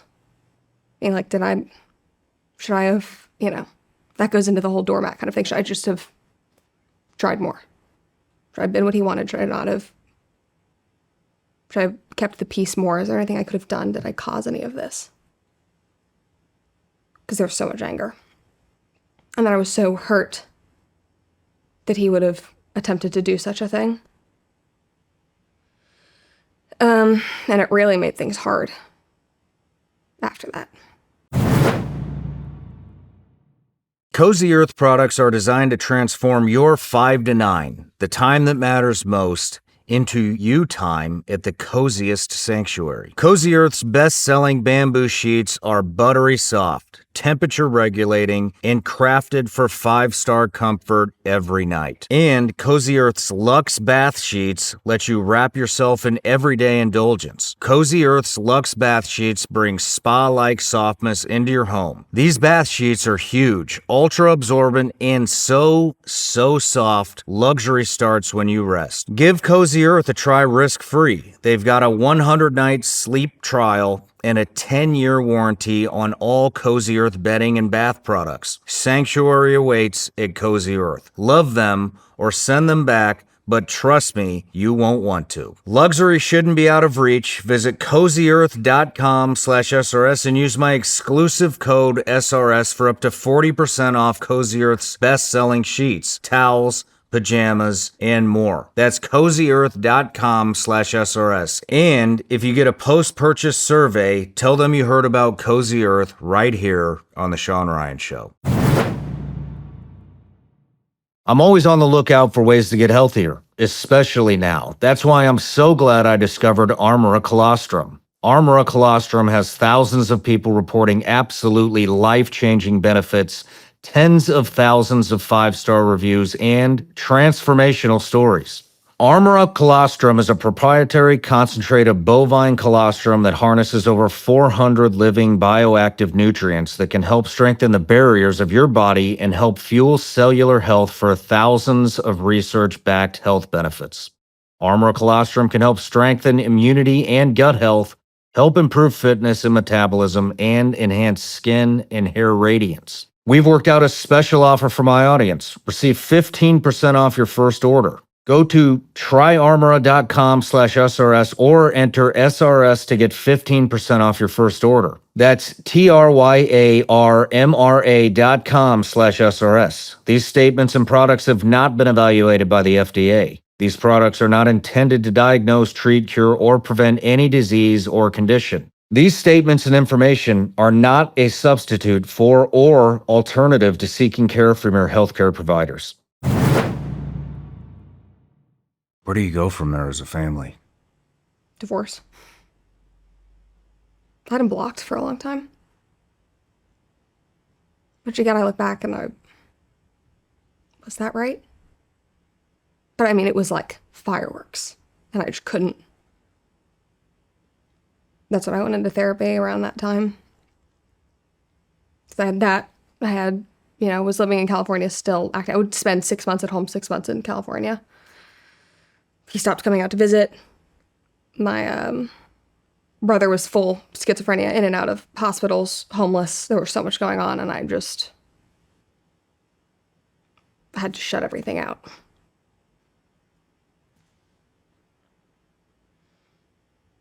But it took it's like, in a way, moving back to Nashville or moving back to Tennessee is what I needed in a lot of ways. I needed to meet Alex. I think I needed to be closer to my dad. I needed to leave my mom. I'd spent basically every waking moment with her. We were probably a little too connected. I think there was some codependency that we needed to let go of because we had been through shit together. It was like me and her through suicide and divorce and schizophrenia and death and an acting career, living in a tiny LA apartment. And I think that I needed to literally move across the country and unwind some of that. And she knows this, and I feel comfortable saying it, but I became a spouse to her. She was super lonely, as you would be. And I took on a lot of that weight for her. And I wouldn't change that, because she really needed it. But I had to get here and separate. And it gave me the chance to connect with my dad as an adult in a way that I hadn't been able to, with a lot of just I'm going to let it go. How did you reconnect with him? I mean, after all that... It was very clunky. What was the initial, I told him that I was moving back, and he drove up to Nashville to help me move into my first rental house. It was so uncomfortable. We were both so awkward. How long had it been since you'd seen him? A couple of years. How long had it been since you'd talked to him? A while. Yeah. It was very hard. It still is. I think I could be a lot better. Still. I think now I have let go of expectations that I don't think will ever be met. And now I look at him and look at our family, and it's like, all right, so we're all here. My mom would always say, she says this in terms of family and emotions and politics and philosophy, but in order to assess anything, you have to look at your current reality. You can't think of idealism, of what you hope people would be like, what you hope the world would be like, of what a politician you would love for them to do, of what you hope somebody would do in your life. You have to look at things as they are and go from there. And I think I'm at a point now where I look at him, I look at our family, and I'm like, this is where we're freaking at. This is what we've gone through. There's no changing that. I'm 23 years old now. You have no financial power over me. You have no anything. And it's like I have to look at you as a human being who has been hurt, who struggled so much, who I probably hurt, and you hurt me. And just go from there. Because the last thing I want to do is spend the next, and even when we were really struggling and we didn't talk, that wasn't what I wanted. It's what I felt like I needed. I think I needed to block a lot of stuff out and just assess everything. But I didn't see that as being healthy or right. And I don't want to live a life of regret of, I pushed somebody away that needed me. That I'm at a point now where I think I'm grown enough, I'm mature enough, I have my ducks in a row, that we can have an adult relationship. And not have the kind of father-daughter, like it's never been us, it never will be us. But I love him. I want the best for him. He's given a lot, especially recently, to my brother who really struggles. He really showed up for him in a way that genuinely took me by surprise, which was incredibly, I think, healing in a way, is that you're putting somebody else first and you're giving a lot. As awkward as it was, did it feel good that he was there? Yeah. You want your dad to show up. What was the conversation? Well, there was nothing of substance. It was like, where do you want your couch? And I'll help you move this in and that kind of thing. And he lived in Nashville when he was really young. And actually the neighborhood that I first lived in was 2 blocks over from where their little house was. So that was funny. We talked about that.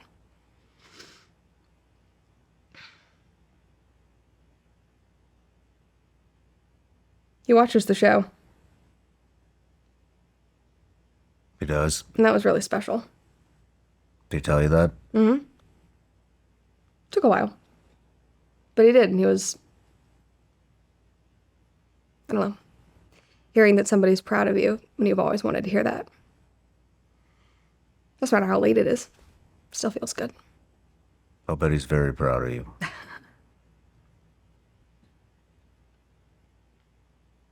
Yeah. And I think he's doing a lot better. Again, the most important thing I've learned from, there's always something that you can learn from these situations. They kill you or they make you better and smarter and more introspective, but a lot about what works and doesn't work in a marriage, of finding compatibility, and then I think with him the most important thing is finding purpose. You have to find something that drives you. Because a life without isn't very, very lonely.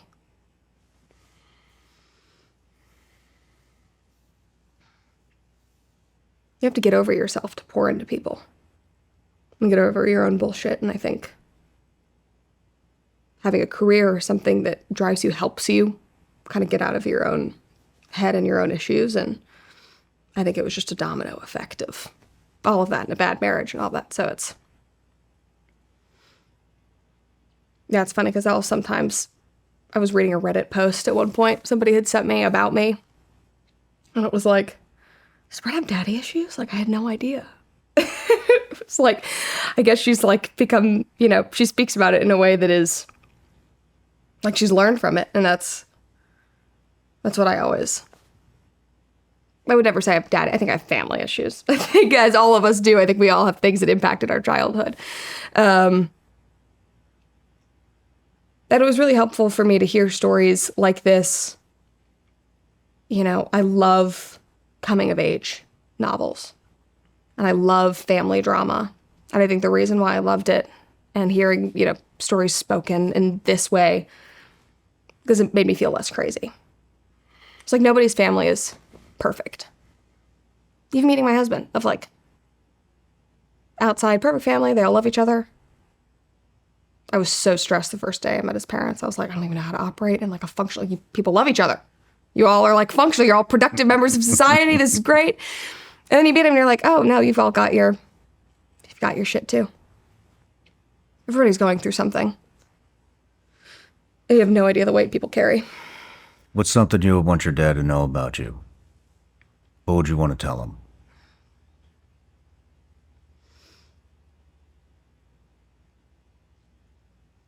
I'd want to tell him that I forgive him.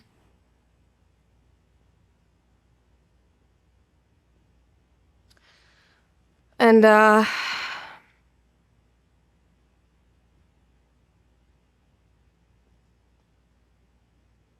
I desperately wanted to make him happy. I think he spent a lot of my time growing up with him, butting heads and being in totally different realities, kind of like you're just in totally different planes of existence. They're like ships in the night, and it was rare. At a very young age, we had a great relationship. My earliest memories are being in the hiking backpack. You might have one with your kids where they like sit above your head and picking wild blueberries and blackberries on Orcas Island. And he would do warm milk and poetry. And we would sit in front of the fire and he would warm up milk and he would have like coffee or tea and he would read out loud to me. The reason why I love stories is because of him. And I think when I became older and more headstrong and we went through my brother's death and just so much changed, that changed our relationship dramatically. I've never stopped loving him. And we fought constantly. And a lot of it was rooted in, I'm just trying to make you happy. I bet I'd love to hear that.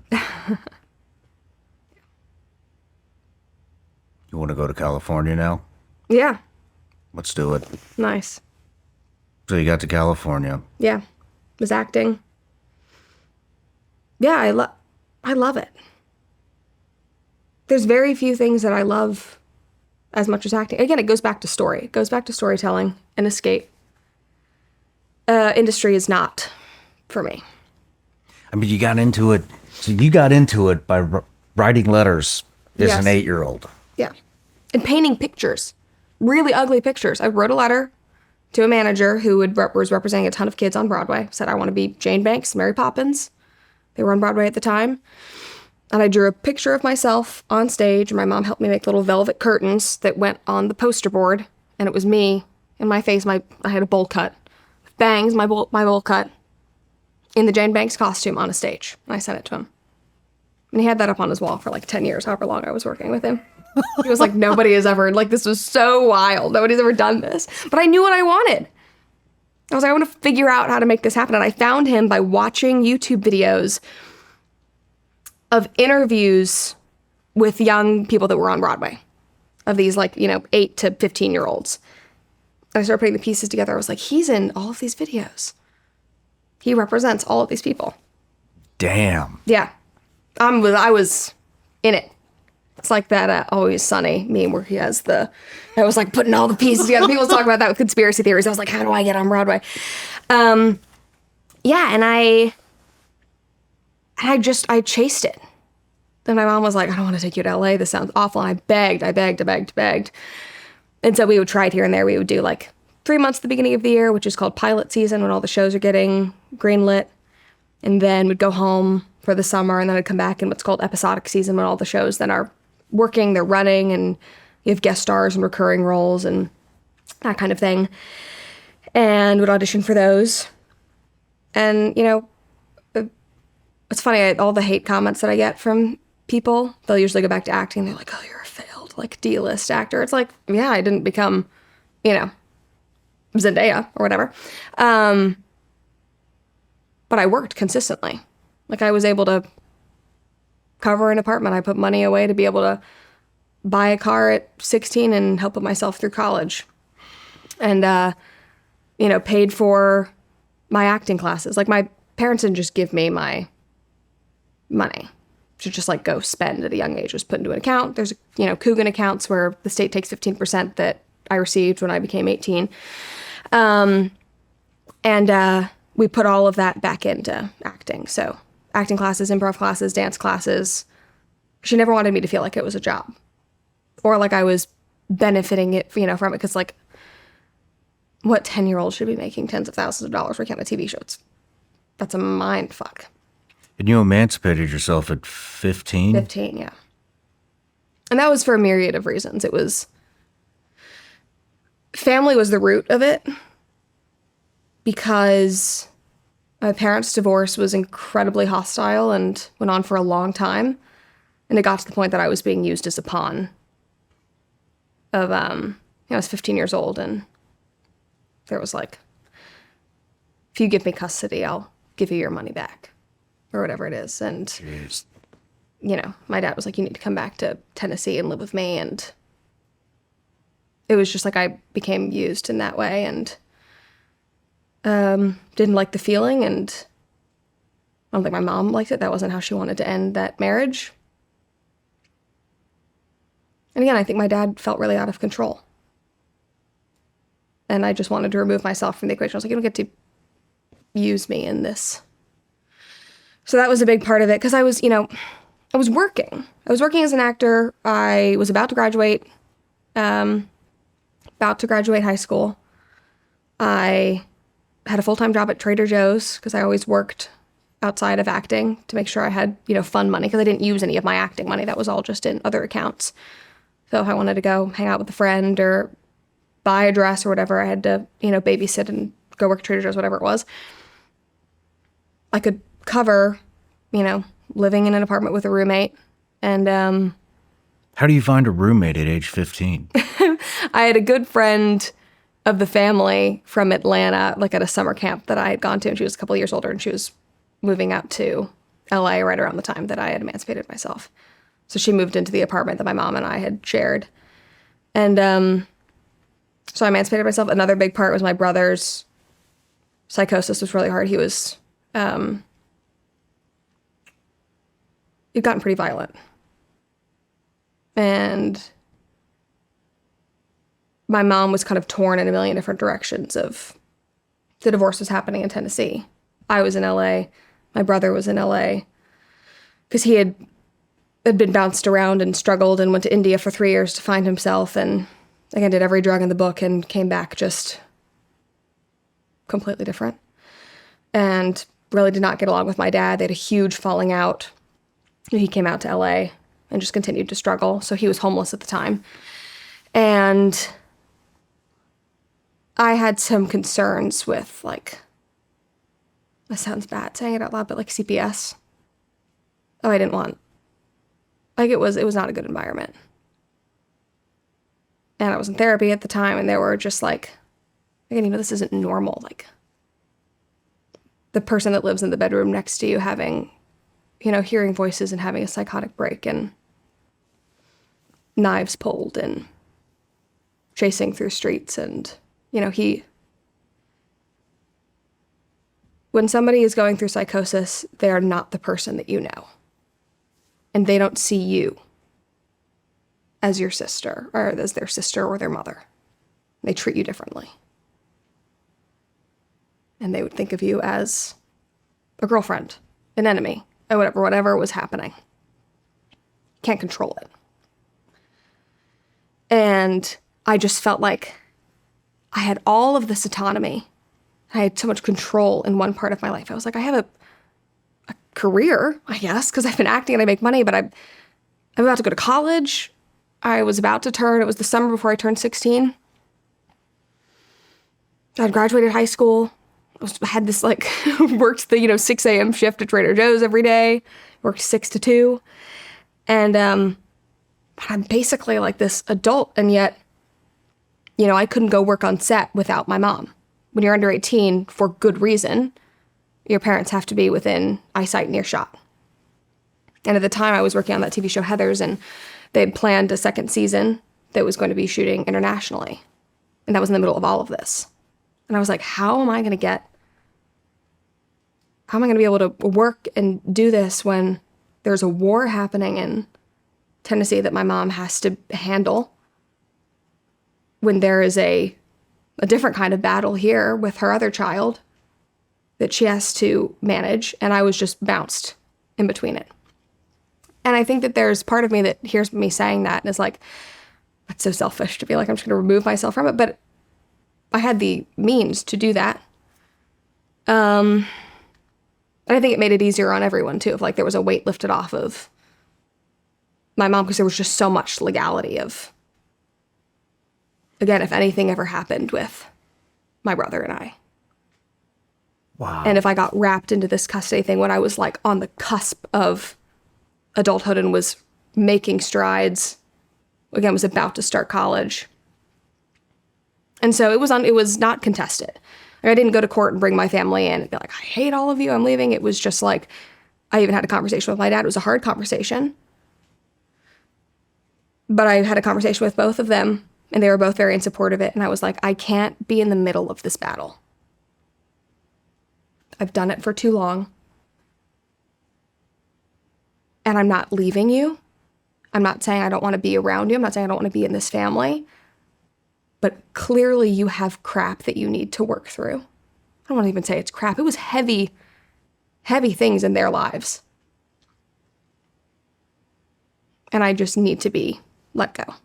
And it was a very, it's not something I suggest. I wouldn't go around and say, if you're having a hard time, just go emancipate yourself. It was a very unique situation. It's a very heavy thing.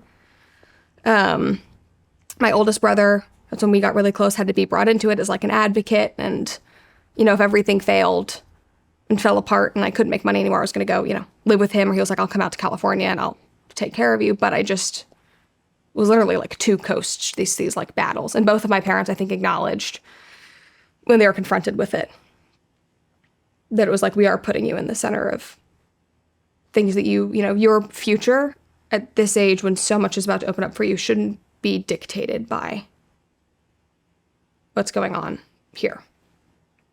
And it really, in a lot of ways, it didn't change how we navigated our family. Like, I was still super close to my mom when their divorce was finalized. She moved back to California. She bought a home, moved back in. My brother would, come in and out, depending on when he was in a hospital, when he was homeless. I saw my brother constantly. He was homeless in Pasadena for years, and I would go out and find him. I was telling you last night, he loves fine cheeses, and so I would go and take him to Whole Foods and with his like shopping cart of things, and would buy him the things that he wanted. I would go literally find him in the park wherever he was. So it's a very it was a nuanced thing. I didn't say, screw you, I don't want to be in this family anymore, I'm never going to speak to you. It was, I need to be legally released from the liabilities of being in this mess, of being taken from you and put into a system at 15 years old because of things that are going on that I don't want to say I could have handled, but that I felt, I'd been going through it for a while, and I could have, I was able to remove myself from the situation in many ways. But through CPS and stuff with my brother, and, I don't want the liability of your divorce and this being messy and a judge dictating where I go and what I do when this is your war and I'm paying for my own life. Man. And I'm graduating high school at 15 years old, and you're about to tell me that everything that now, my life could be because of my brother or because of a divorce. So it protected, it removed the protections of being a minor that for me ended up, I think, were more of a danger in that. Not a danger, but that it was going to make things very difficult. So it was I think it was a very important thing. But again, I don't recommend it. It's very severe. Do you hear yourself right now? Yes. At 15, it's crazy. With everything you've been through, you graduate high school, you emancipate yourself, you have a full-time job at Trader Joe's and a full-time acting career, and you're caring for your schizophrenic brother. Yeah. For that summer when I emancipated myself, he was homeless. He was refusing to take meds. My mom had kicked him out, before that. And I emancipated myself, and she went home to deal with the divorce and to divide their assets and help my dad sell the house because he had to move out. And her going back there, I think, helped make it less contentious. It was really hard when they were apart. So she had to go handle that and kind of close that chapter. And so it was just me and Reed. And some days it was funny and go sit with him and his dudes in their shopping cart. There's the main street in Pasadena, California. There's a place called Earth Cafe for anybody who lives in LA. And then across the street, there's a church. And then there's like a shopping strip mall. There's an alley. And that's where he slept. With a couple of other guys, all with their shopping carts. And so yeah, I would go. Bring him like a little gift bag. Like, here's some water. Like, I haven't given up on you. And sometimes it was funny and just like I was with him, and some days he would be, passed out in front of the Target. Me not knowing whether it was an overdose, whether it was heat stroke, because it was, August in Southern California. Getting calls from people in his homeless community that had little flip phones saying, and one of my community college was in Pasadena. So I just so happened to, that was not really intentional, but I went to Pasadena City College for a lot of my community college classes, that in Santa Monica College. But, I would get calls when I was leaving school from his best homeless friend, Jason, being like, Reed really needs you. And I would have to go find him. And there was one time when he was high on something. I'm pretty sure it was meth. And was sitting on top of the rubble of a recently demolished house, saying that he was Jesus, when nobody could get him down. And so when you talk about grief, again, in like talking to people and saying, what advice do you have? Grief isn't just about death. I grieved my brother David. I grieved the life that I didn't have with him. I grieved his actual existence. And I grieved my brother Reed because he's nowhere near the person that I grew up with. I don't know if he ever will be. Like, I was sitting with him last week at visitation hours at his psych hospital. And I see it in his eyes. And he has this he has a twinkle that he's always had. And he's very smirky. He's always been very mischievous. Everybody loves him. Like, even just sitting in the little cafeteria and watching nurses and people walk by and they're all like, oh, you're Reed's sister. Like, we love Reed. But there's a lot of him that's gone. He doesn't speak anymore. Sometime in the last 3 years, he stopped speaking. So when he's out of the hospital and he has his phone, we will communicate through text, or he'll write something in his notes app and show me. In the hospital, he doesn't have his phone, especially in an involuntary hold. So he has a little notepad. And so we, sat for an hour talking and writing things back and forth. But I've had to, I think, let go of the hope that he'll be who I knew as a kid. I don't think that's fully gone. There's always part of me that's like, what if? If he did psychedelics. If he woke up one day and said, I'm going to change my diet. I'm going to change my lifestyle. And this is the thing that's so infuriating, is our medical system basically sets people like my brother up to fail. And it's this endless cycle where without his meds, he's a danger to society. But with the meds, they're debilitating. And he's so unhappy. And they pump him, through. It's so dehumanizing. Or he's pinned down and injected.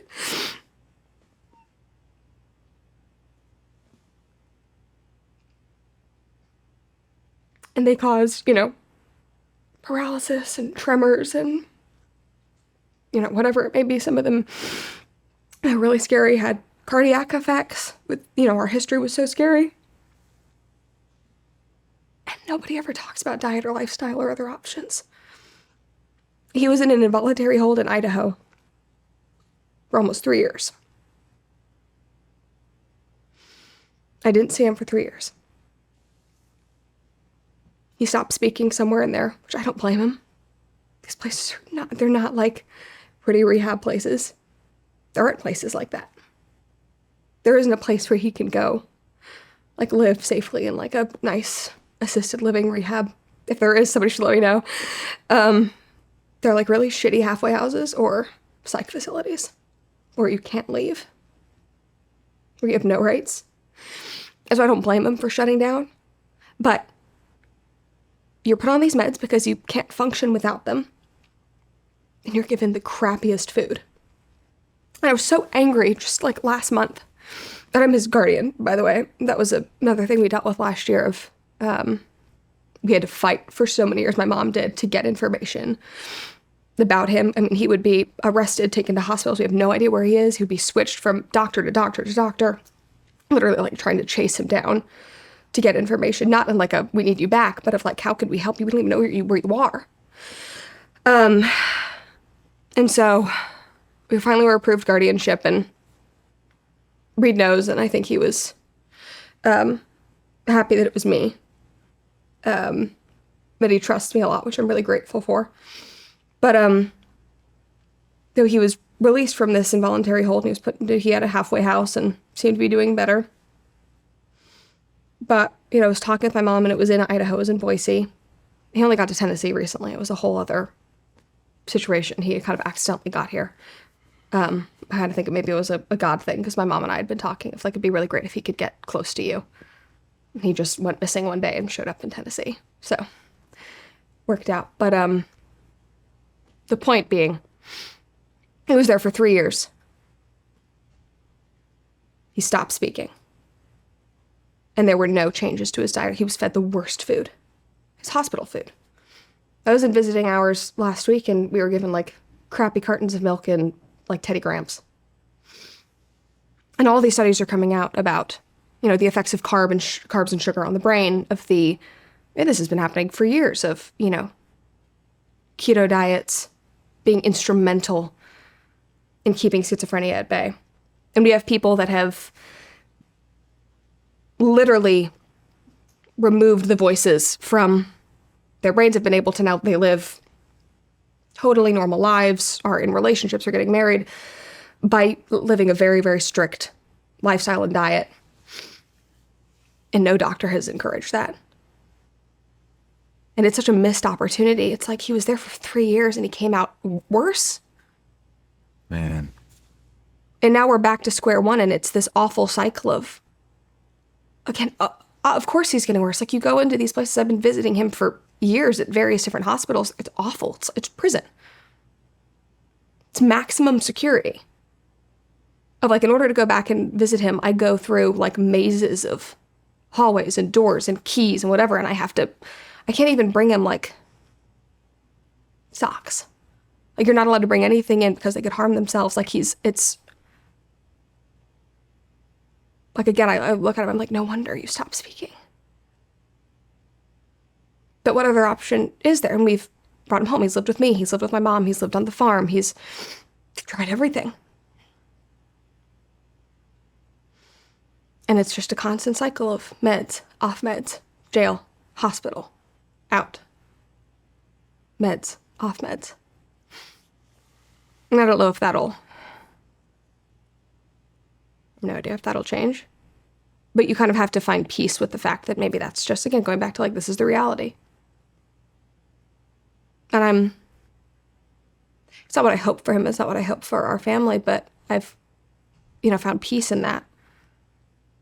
And I want him to know that I'm never not going to be there. It's like, even if it's 3 years, if you end up in Tennessee in your first week in an involuntary hold, I'll be there. And I think he feels a lot of shame. Because we went through hell together. And I've seen a lot of things that I think he never wanted me to see. He's done things to me that I think he's incredibly embarrassed of. And we, like, don't really talk about it. But I've tried to let him know as many times as possible without getting into it, that it's like, I know it's not you. I'm still going to show up. And it's even harder for my mom. But with, you know, I don't want to put words in her mouth, but I think that it would be very easy for her to let go. Easier. And just to say you know, you're not trying to make any changes in your life. You are taking advantage of us. You don't want to use the time when you were on meds and you're doing better to try to change something in your lifestyle to do anything. You would refuse therapy. Like, you would only go to therapy if I went with him. So we did that for a while together, but I had to go with him. And I think that, you know, my oldest brother has always advocated more of like, let him go. If he wants to do a shit ton of drugs, if he wants to go be crazy and not accept help, let him go be crazy. You can't control that. And I think my mom is like, I'm not a parent yet. I don't know what that feels like, but she already lost one. So she's tried to let go. She's done it a ton of times of like, get out of the house. Like, if you're going to act this way, go be homeless, because you can't do this under my roof, which she should have done. And I give her so much credit for 10 years later, she shows up. He's at a halfway house and he needs a new set of clothes and a new, you know, bedroom, because he has a little room in his halfway house. She goes and gets it. Damn, Brett.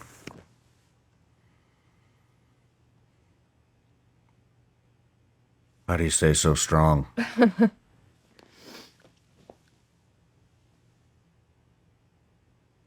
don't know.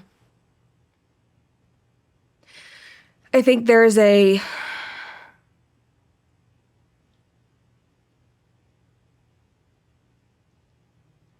not a beauty, but there's kind of an advantage to this going on for my whole life, basically.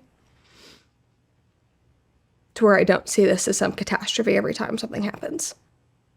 Which seems like a really fucked up thing to say. But it's like, at this point, it's like, okay, that's life. I'll handle it. I don't have to say it's normal. Because it's not. My family's not normal. My relationship with my brother is far from what I would hope or want. But I think I learned really, really early on that life is messy. And I think it's hard learning that as a kid, but I wouldn't be me without it. I think I went through hit after hit after hit, and they were all very different. And just saying, okay, I'm going to pick up the pieces, I'm going to keep going. What can I learn from each of these things? When's the last time you offloaded like this? Oh, gosh. A while. Have you ever? Yeah. How's it feel? Feels really good. I think I did earlier on in being with Alex, there was so much I had to share. And in the back of my mind, I was always kind of like, it's going to scare you off. And it didn't. I shared a lot of it in therapy. Again, that therapist in LA, I credit her so much.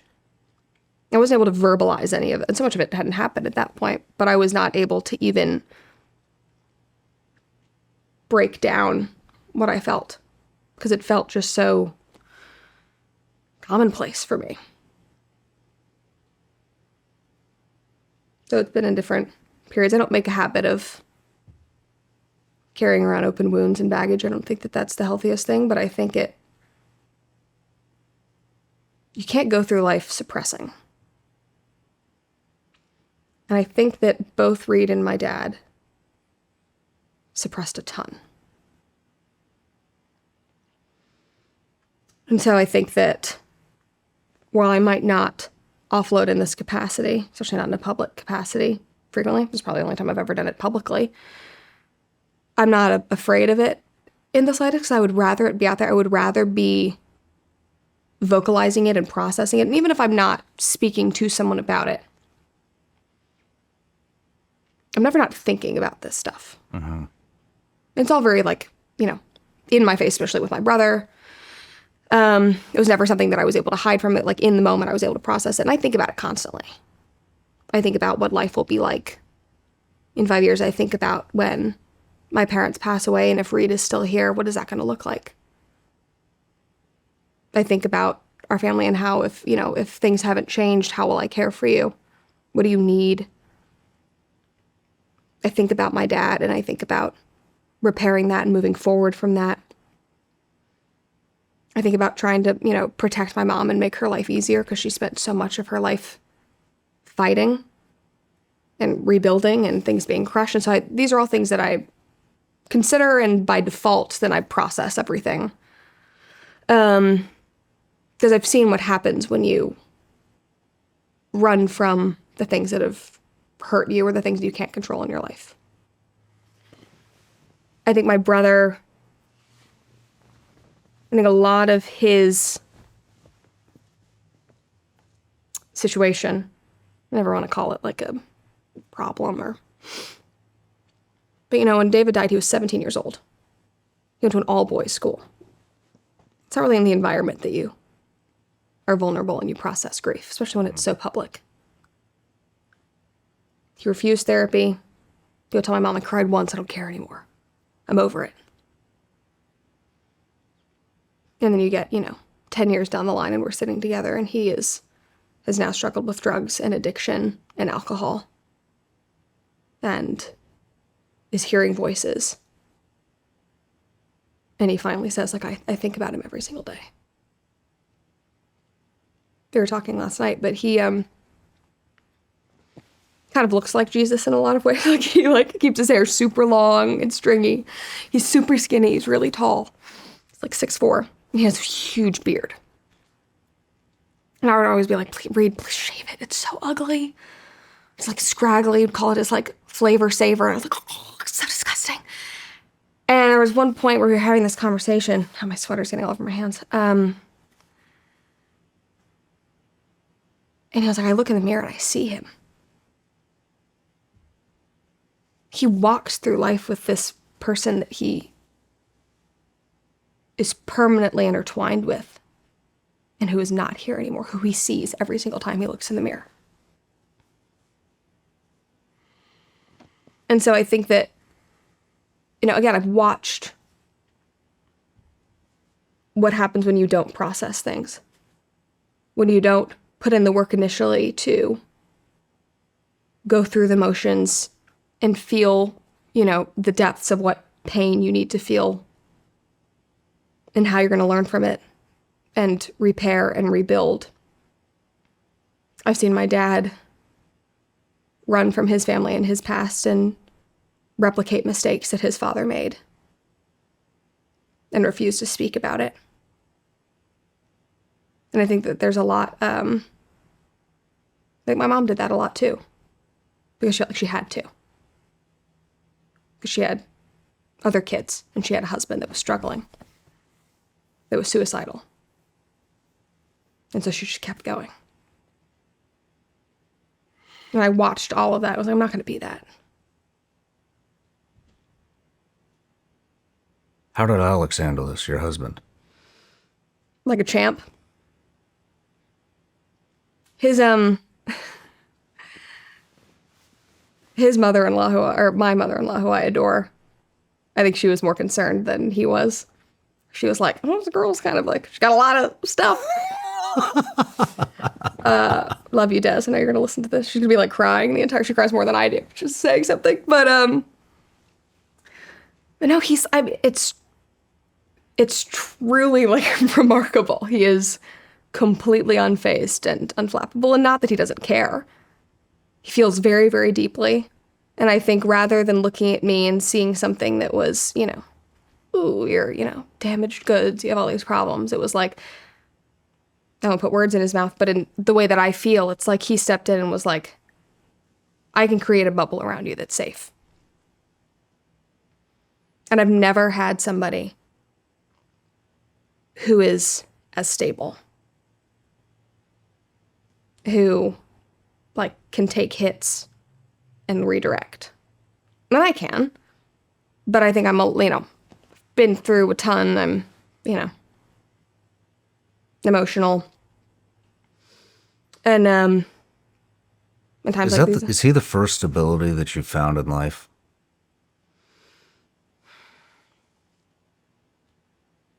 I think it's the purest form. My mom was very stable. A constant. But she's your mom. She's going to be there. I found stability in external factors like school. I threw myself into academics. I had my high school transcript put on my wall because I was so proud of it because I could control that, and that was stable. But I say that it's pure because he doesn't have to be here. He didn't have to choose me. And he did. And he's unwavering. And I have some incredible friends who have seen me through a lot of these seasons, who have been very stable, who have been very gracious, and have, I've introduced them to things that are definitely out of their element through my family and have stuck with me. But it's very different when you fall in love and marry somebody. How's it feel to lean into that? Oh, it's incredible. I've never felt safer. I've never felt more feminine. I'm a very capable person. I've navigated a lot, built a career, independently as a kid. I've lived alone. I've traveled. I've done a lot. And I met him and I was like, I don't have to carry everything. I don't have to put all the pieces together by myself. How'd you guys meet? Through Daily Wire.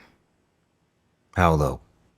He walked in for his second interview, and I think his first one was over the phone. And I was the first person that he saw at Daily Wire, and apparently I was scowling at him. And he walked in and he was like, oof, I don't know who that, I didn't have a show yet, I didn't have anything. And he was like, that girl is we're gonna be enemies. In his very Alex voice, which know of, very sarcastic and funny. And in my mind, I was like, who is this person? It just something clicked. I was like, that's somebody. And then at the time I didn't have an office, I was in a cubicle, and they put his cubicle directly in the row behind me. And this man has the most explosive, boisterous laugh. And there's a pause when he's telling a joke, and then you can hear it. If he was downstairs right now, you have all this soundproofing, you could hear echoing through the halls. And it is the most captivating, endearing thing. And I would just hear him all over, and he would be right behind me. And I would just find myself turning around who is this person? And he kind of reminds me of my brother in a little way. He has this twinkle in his eye, and he's really spunky, and he's really, really smart, and he's interested in a million different things. And again, I could just no matter where he was in this huge office, I could hear, I was like, that's Alex, and he's laughing. So then I was trying to look him up because I'm a girl, and I was like, I'm gonna stalk this guy. Who is this? And I was told don't shit where you eat. Don't whatever. But I was something about it. I was like, who is this? And I could only find him on LinkedIn. And I didn't have I think I'd forgot my password. I couldn't log in, so I could only see part of his profile. I scrolled all the way down, and I saw Chattanooga, Tennessee, and my brother's high school. And he went to high school with him. And it was and then I would see him going and getting water. He drinks more water than any person I've ever met in my entire life. Which we're very different because I dehydrate myself on a daily basis. And so I would go position myself by the water cooler.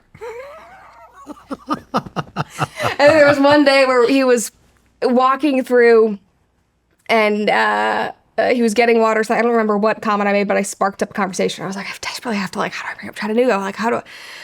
And somehow it came up, and I was like, oh, you're from Chattanooga. I wasn't going to say, I was stalking you on LinkedIn. And then I think I ended up talking with him in the break room for 2 hours that day. I don't even know what I was supposed to be doing. I don't know what he was supposed to be doing. But I was just I think that's my person. And he felt the same way, and he right off the bat. It was just there's something. And he's always said he felt really similar and wavered back and forth because he was always I'm never going to date somebody that I work with. That's crazy. And he had a conversation with his mom and she was like, oh, don't do it. What if you break up with her? What if it's awful? Like, she started the show. And he was like, if I ask her out and she says, yes, we're not breaking up. Like, that's it. Like, I think she's it. And asked me out in the parking lot. I was like, shitting my pants. I was like, oh my God. And then, I went on one date and we like shut down the restaurant. We went to Lachlan Table in East Nashville. And I mean, it was like, they had been closed for like an hour. I had no idea. He's great. Yeah, I was like instantaneous. And I went home for Christmas that year and I went into my brother's yearbooks that have been in my mom's desk for 15 years. And his picture was right there. And I would sit in her office because I wanted to see my brothers and all of their friends. I would flip through, like while she was working, I'd flip through the yearbooks. They're called the Facebooks. I would see all the pictures of the boys. And I would find my brothers. I had no idea that he was in there. Did he know him? I knew his little sister. We had play dates. And because he's a few years older than me. And we always lived like 5 miles away from each other and had no idea. I was really good friends with his younger brother's best friend.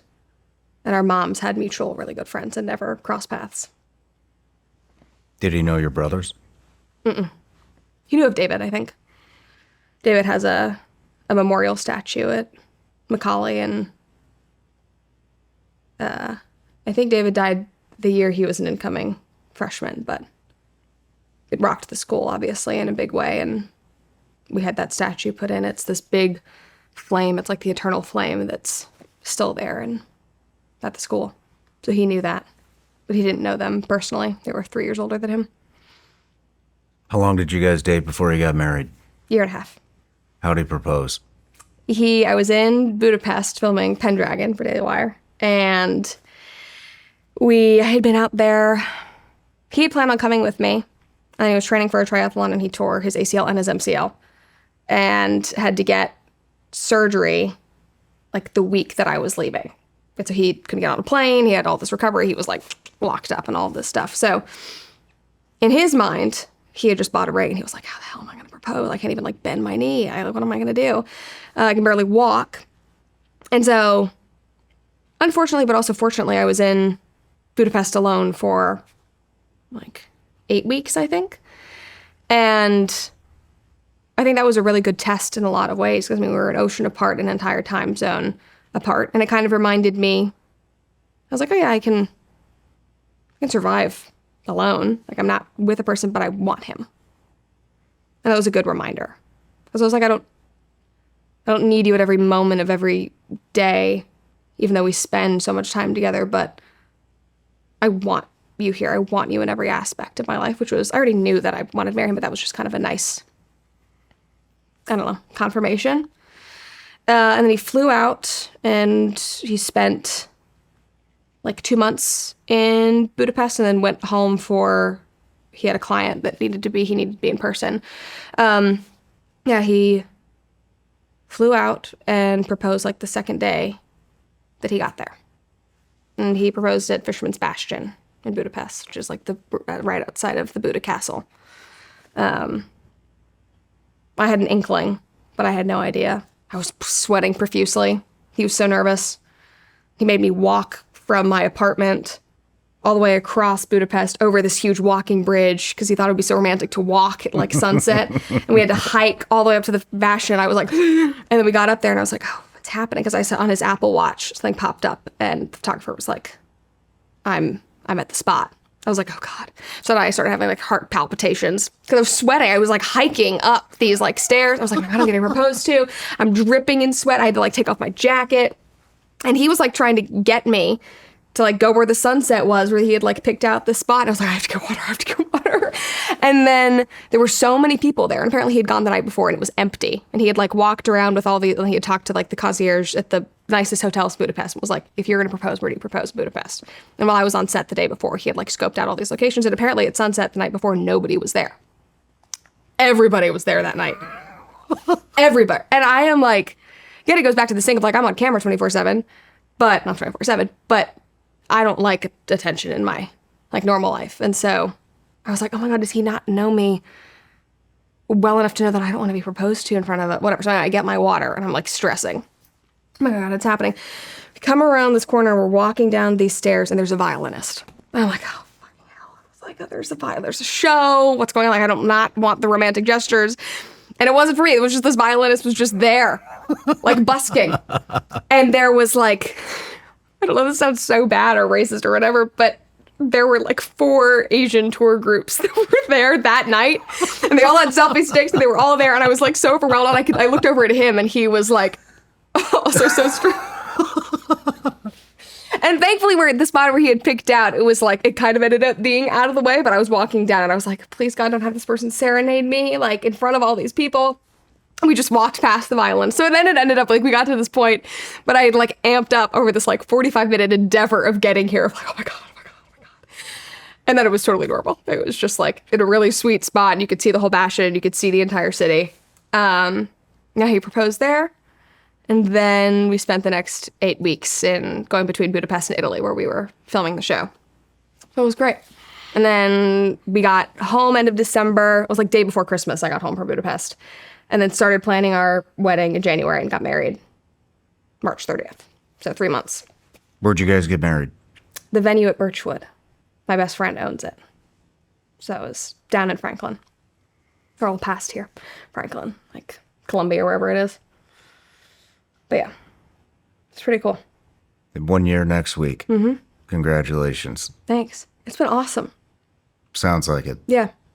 I've seen so many people, I don't know your experience with this, but I always say like the first year is the hardest. And it was hard, but not because of him. It was hard just because we had things going on. I had work things. He left the corporate world and started a whole new business. We took a huge risk and bought this farm that definitely couldn't afford at the moment, but we were like, we desperately want this. So we just like, we're planning a wedding and doing that. We were like, basically like flat broke after we got married. We had just bought this, you know, all this land and put a wedding together. And he was starting a business. And then I had a huge work transition and I had family things. And there was just a lot of things we had to go through and deal and build, and he was the easiest part. Did your family go to the wedding? Yeah. Reed wasn't able to be there. Which really sucked, but... Does your family like him? They love him. My dad loves him. My brother Chase loves him. My mom loves him. They sometimes talk more than I do. They're on the phone at like midnight talking about chickens and what kind of eggs the chickens are laying and all that kind of stuff. They love, I'm terrified of birds and they love the birds.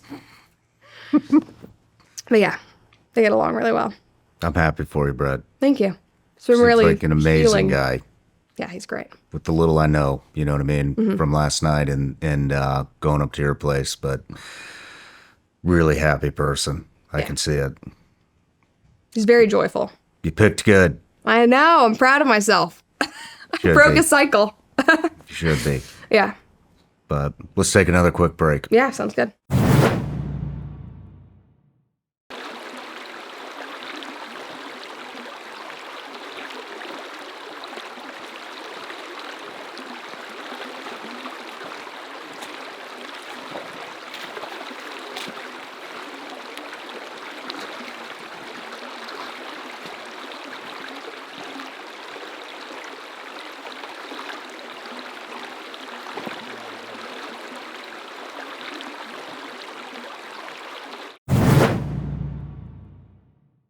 I know everybody out there has to be just as frustrated as I am when it comes to the BS and the rhetoric that the mainstream media continuously tries to force feed us. And I also know how frustrating it can be to try to find some type of a reliable news source. It's getting really hard to find the truth and what's going on in the country and in the world. And so one thing we've done here at Shawn Ryan Show is we are developing our newsletter. And the first contributor to the newsletter that we have is a woman, former CIA targeter. Some of you may know her as Sarah Adams, call sign Superbad. She's made 2 different appearances here on the Shawn Ryan Show. And some of the stuff that she has uncovered and broke on this show is just absolutely mind-blowing.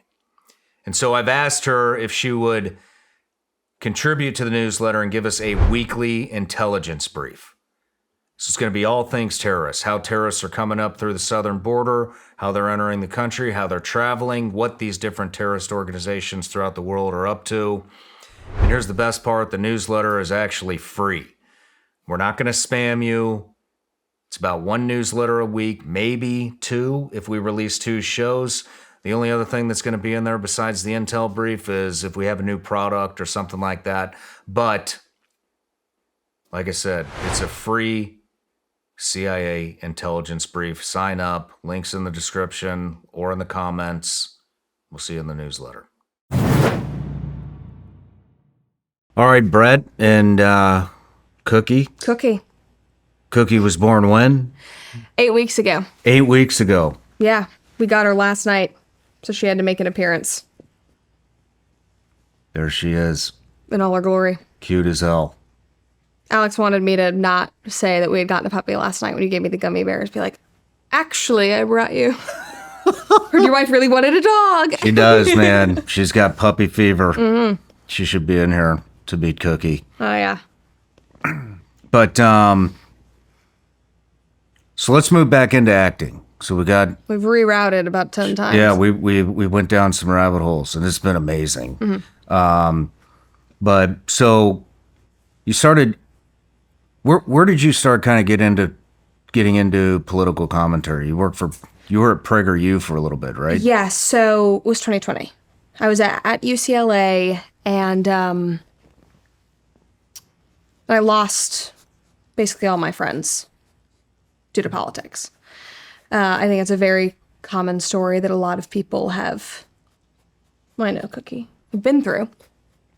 Especially young people, and in 2020 where I didn't really say anything that was, is this not going to work, Cookie? You don't want to hear about me being canceled? I think she might distract. I'm going to get Alex. Can Alex come up and get her? I don't think you like this. So Cookie's not, she's a little he's a little camera shy. No, she. Don't misgender my dog. My bad. I know. I'm sorry. No, she's camera shy. It's funny, our other St. Bernard, I brought her and did a live stream with her right after we got her on. I was still doing comment section. She fell asleep on the desk and was just like, oh. She's a lot more chill. There was so much political unrest, obviously, through COVID, and we're getting into the midterms, just past the midterms, and George Floyd and BLM, and I never intended to make a political statement. I just kind of realized that things were, there wasn't as much love and tolerance as I thought there was. And I knew that most of my friends thought differently than I did. I was in a very liberal industry. I was still acting when I was at UCLA. And I knew, people would walk around with their I'm with her pins. I had really good friends, during 2016 election that literally had like I'm with her painted on their nails and all this stuff. So I knew that I had different opinions, but I just never brought it up. I didn't think that it was for a workplace. I was also very young. I didn't vote in the 2016 election. And I think it was still kind of, I knew what my values were, what my principles were, but I didn't really understand how that translated to politics and current events. And I kind of had to learn that, and it came to a head in 2020. And yeah, I literally did nothing other than saying I'm not a registered Democrat. That's what you said? Yeah, and I'm not voting for Bernie or Biden in the midterms. And there was already some unrest because one of my best friends at the time, my big in my sorority actually, she was voting for Biden because Bernie was too extreme for her. She even got flack. Like, how could you do that? He's like some establishment politician. He's a shill, all of this stuff. So she got a ton of hate. And then I come in here. Then it's like, yeah, I'm not voting for either of them. And things started to change then, and it wasn't like you're canceled, we hate you, but it was a lot of vitriol, a lot of questioning. I had communist manifestos chucked at my head.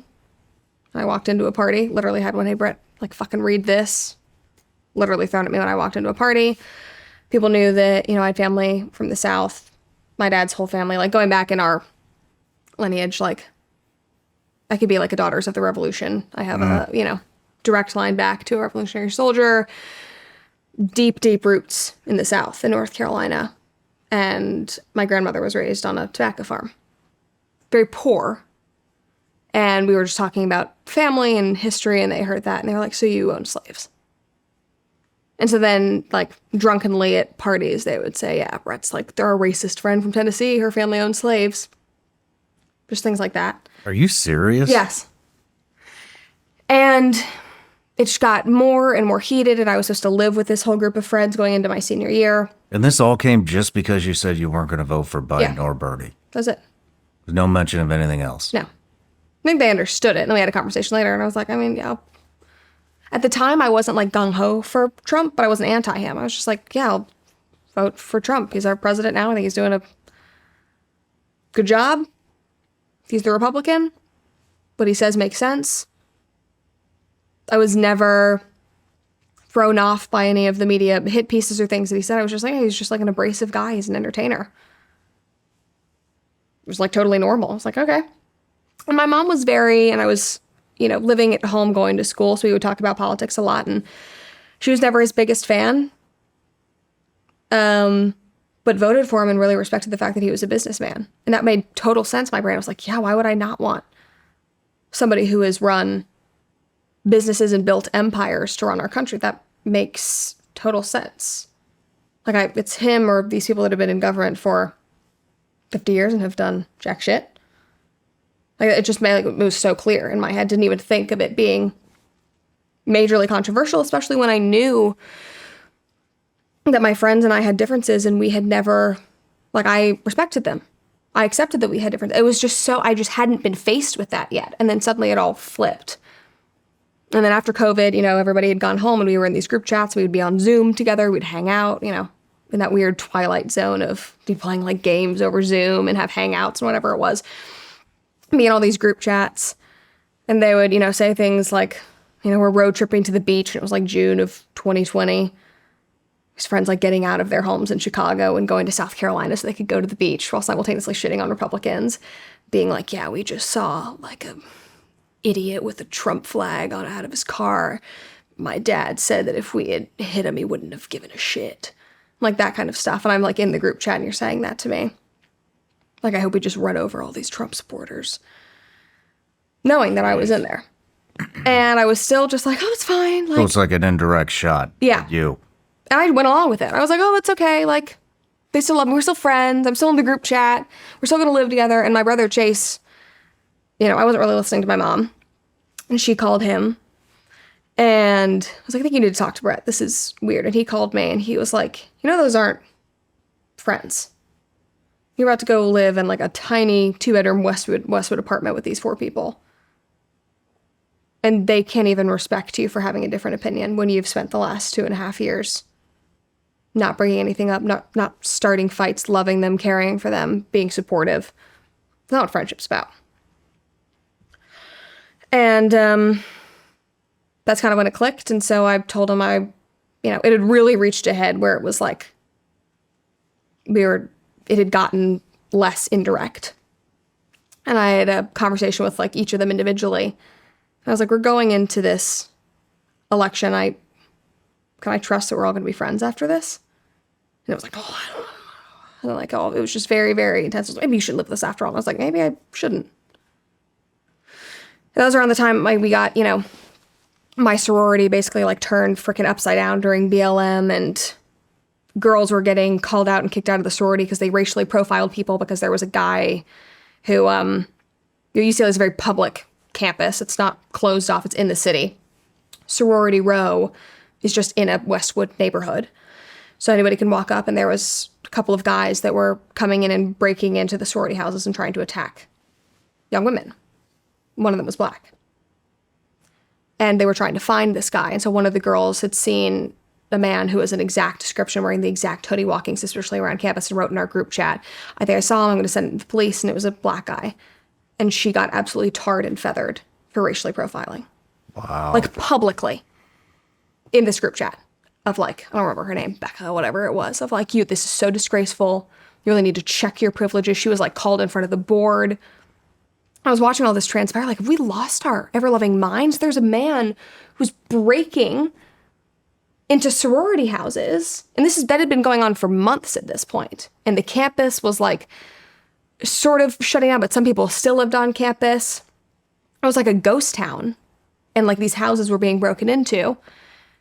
And this girl was absolutely like destroyed in front of everybody. And then there was all this stuff of like, well, we as like the Panhellenic Council and, Kappa Delta we have to make a BLM statement. I was like, we're a fucking UCLA sorority. And then Kappa Delta, like the head chapter made a statement that wasn't good enough. And then that was super messy. And Amy Coney Barrett was a Kappa Delta. And so right after all the BLM stuff, when she was nominated, Kappa Delta, the head chapter made a statement, as they should have, saying, this is now our most, successful alum. She's going to the Supreme Court.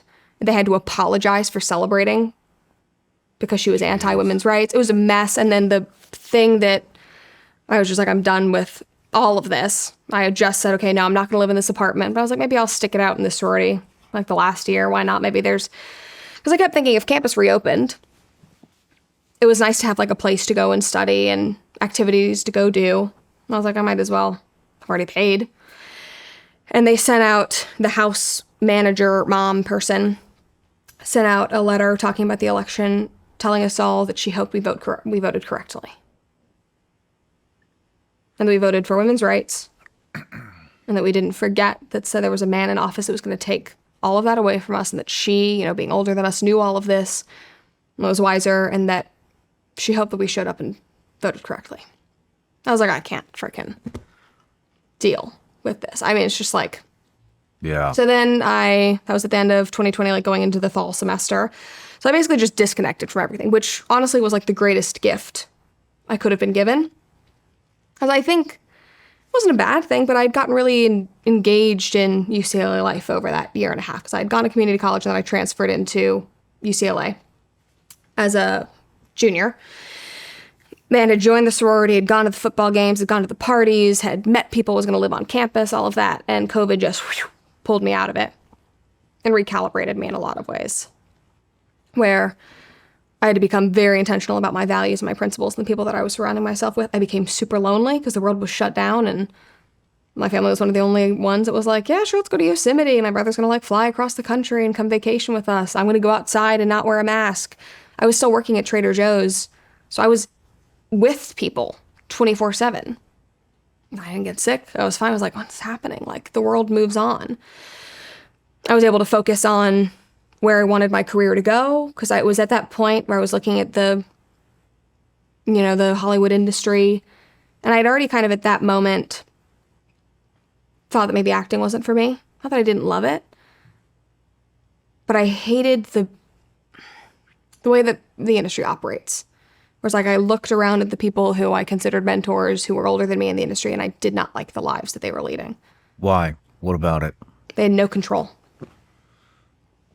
Control over what? Their own personal lives. I mean, it was like a good friend of mine was on probably one of the most famous TV shows of the last 20 years. It was a lead role. Had to live out of state for months at a time. Husband stayed home and raised the kids, barely saw them. Kids went off to boarding school. She was not engaged. Friends of mine who were in their 30s, who I would be on TV shows with, they would, we'd work together, they'd go on and they'd, be a series regular on a Netflix show, and they'd be 30-something living in a townhome with 4 other adults because they couldn't afford their own home. Wow. People who didn't see their kids. And the thing is, even at a young age, I did not like the fact that every part of my being was just a tool for you to use. Like, you have an audition at 2 p.m. today, you have to be there at this time, turn your entire life upside down. If you book it, you're flying to Vancouver tomorrow for 4 months. And it was hard as a kid too, because I loved it so much, but you would have friends book a job and it would be one of your best friends, and they'd literally move to Vancouver for however many months or years because they were shooting a show. Or to go to Arizona or Texas, wherever people, because so few things actually film in LA these days. and go abroad. And I thought about what I really wanted in life, and I wanted to be a mom. I wanted to get married. I wanted to have a family. And I really wanted, and this probably is, now in knowing what you know about my family and talking about this, where I had a lack of control, I don't think I was the right person to just hand that over.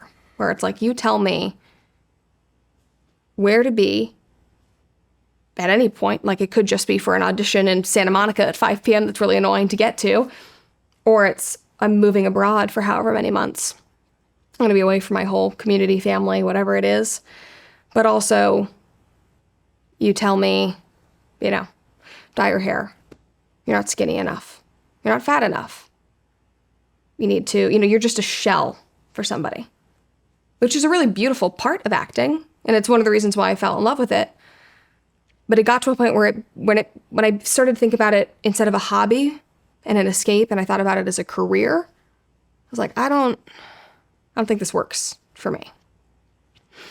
And I didn't like the fact I didn't have control over the projects that I did because I was in no position. I was a working actor, but I was in no position to pick and choose my projects, obviously. I went where the work was. I didn't like that I hated the characters in almost every script I was sent. They were bad people. The stories that I was, being put in to tell, I would go and audition for these roles and be like, what is society getting from these stories? They're so awful. All these characters, they're bad people. I'm putting filth into the world. So that was really hard. I felt just such a values disconnect. I just felt trapped. And so then I thought, okay, maybe I'll go work in production. I could change things. I could go be a producer. I could go tell stories. Then I worked at, it was kind of my dream job, honestly, at the time. Worked at this production company that I massively respected the work that they were doing. It was very story first and character first. It was big budget independent films. They weren't going through any huge studios. And was working for them in 2020 because I'd already kind of been thinking through all of this while I was in college that, I emancipated myself at 15. We've already kind of gone through that. So I was making my own money, paying for my life. It had become a job. And so I had a couple of years to think about that.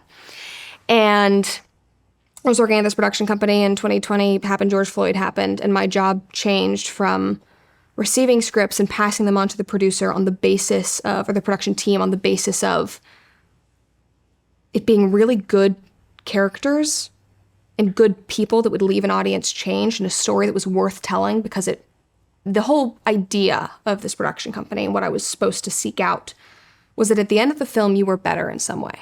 Mm-hmm. It's not hitting you over the head with a Bible. It's not this is a feel-good, whatever. It was just at the end of it, something's been sparked in you. And there's good people in it who are complex, who are broken, who you see heal. You're pumping good into the world. Yeah. And it changed from that to, we have way too many white stories. I need you to find me a Native American story right now. We don't have any trans stories. We're going to be attacked. Go find that. So it became identity first. I was like, oh God, so I can't even, I'm an entry-level person. I can't even change it from here. So I felt very lost there. And so I did finish out my time at UCLA. Again, I'm very, find the good in everything. Find, the lesson that you're going to learn in this experience. What good thing can you take from it? The good thing that COVID gave me was that it removed me from all those environments. It took acting away. It took production. The whole industry basically shut down. UCLA shut down. My social life, sorority, everything went away. And I just dove into studying what I believed in and trying to build something for myself. So I did a business program at UC Berkeley's grad school for business, Haas School of Business, which is where you, as an undergrad, could go and basically get a condensed MBA. And so I did that, which I would have never had the time to do, but I was able to do it because it was remote. I did what every, English major who's confused about her future would do. And I studied for the LSAT. I took the LSAT. I was like, I'll go to law school. And at that time I was super engaged in politics. I was like, I'll go be a 2A lawyer. I'll go into constitutional law. I'd been shooting for years with my brother. I felt like the world was under attack. Had no idea what was happening. My mom, was a prepper, had become a prepper. And I was like, I'll go into 2A law. And then I was like, what the hell am I doing? Like, I shouldn't be a lawyer. I hate, like, I don't want to go read contracts for the rest of my life. And I had talked with some constitutional lawyers, and they were like, there's too many lawyers right now because there's too many grad schools, because there's a financial incentive for universities to create grad programs because the government gives subsidized limitless loans for grad school. So that's why grad programs for lesbian dance theory, that's a joke we all make, Interesting. exists. I didn't know that. Because you don't have to have the financial incentive to be able to make money after or have a job afterwards. You have limitless loans. So every university and their mother created a law school.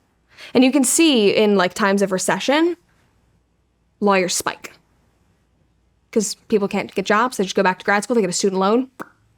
It's happening right now. Interesting. And so I had talked to some lawyers and a mentor of mine who worked at the Foundation for Economic Education. And I kind of missed a chapter, but I'll go back. But I was writing for the Foundation of Economic Education. She knew that I was going to go to law school. Her name's Hannah Cox. People have probably seen her on Twitter. And she gave me an assignment. And she said, I told her about this conversation that I'd had with these constitutional lawyers who were like, I don't think this isn't what it's cracked up to be. And I think that your skills are better used elsewhere. Like, if you want to do advocacy, you can do everything that we're doing except signing the briefs. Do you need to go put your life and career on hold when you're already engaged with, in that year when everything shut down, when I had no friends, that I found community at PragerU, and I was like, I'm an actor, I can do things on camera, I can help produce things, you want me to make social media videos for you? So I have nothing to lose at this point. I'll go be an outward, conservative. So I started making videos that way and made videos for Young Americans for Liberty and got hired there, and was obviously an English major. What age were you when you jumped into PragerU? 18. 18? Yeah. And you found them? Mm-hmm. I reached out. They brought me into their office and had a whole tour. Yeah. Their head of PR now, her name is Sabrina. She was running Prager Force, which was their student program, which is still, I think, an incredible program. She knew that I was in LA and I had joined Prager Force to just try to meet people, and they would do monthly Zoom calls for all the lonely, teenage conservatives around the country. And she was like, oh, you're in LA, you should come into the office.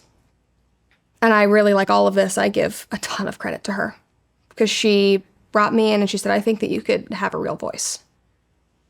What can we offer you? Would you like to do videos for us? Can we give you resources? Here, we can all, love to be friends with you. She gave me a community.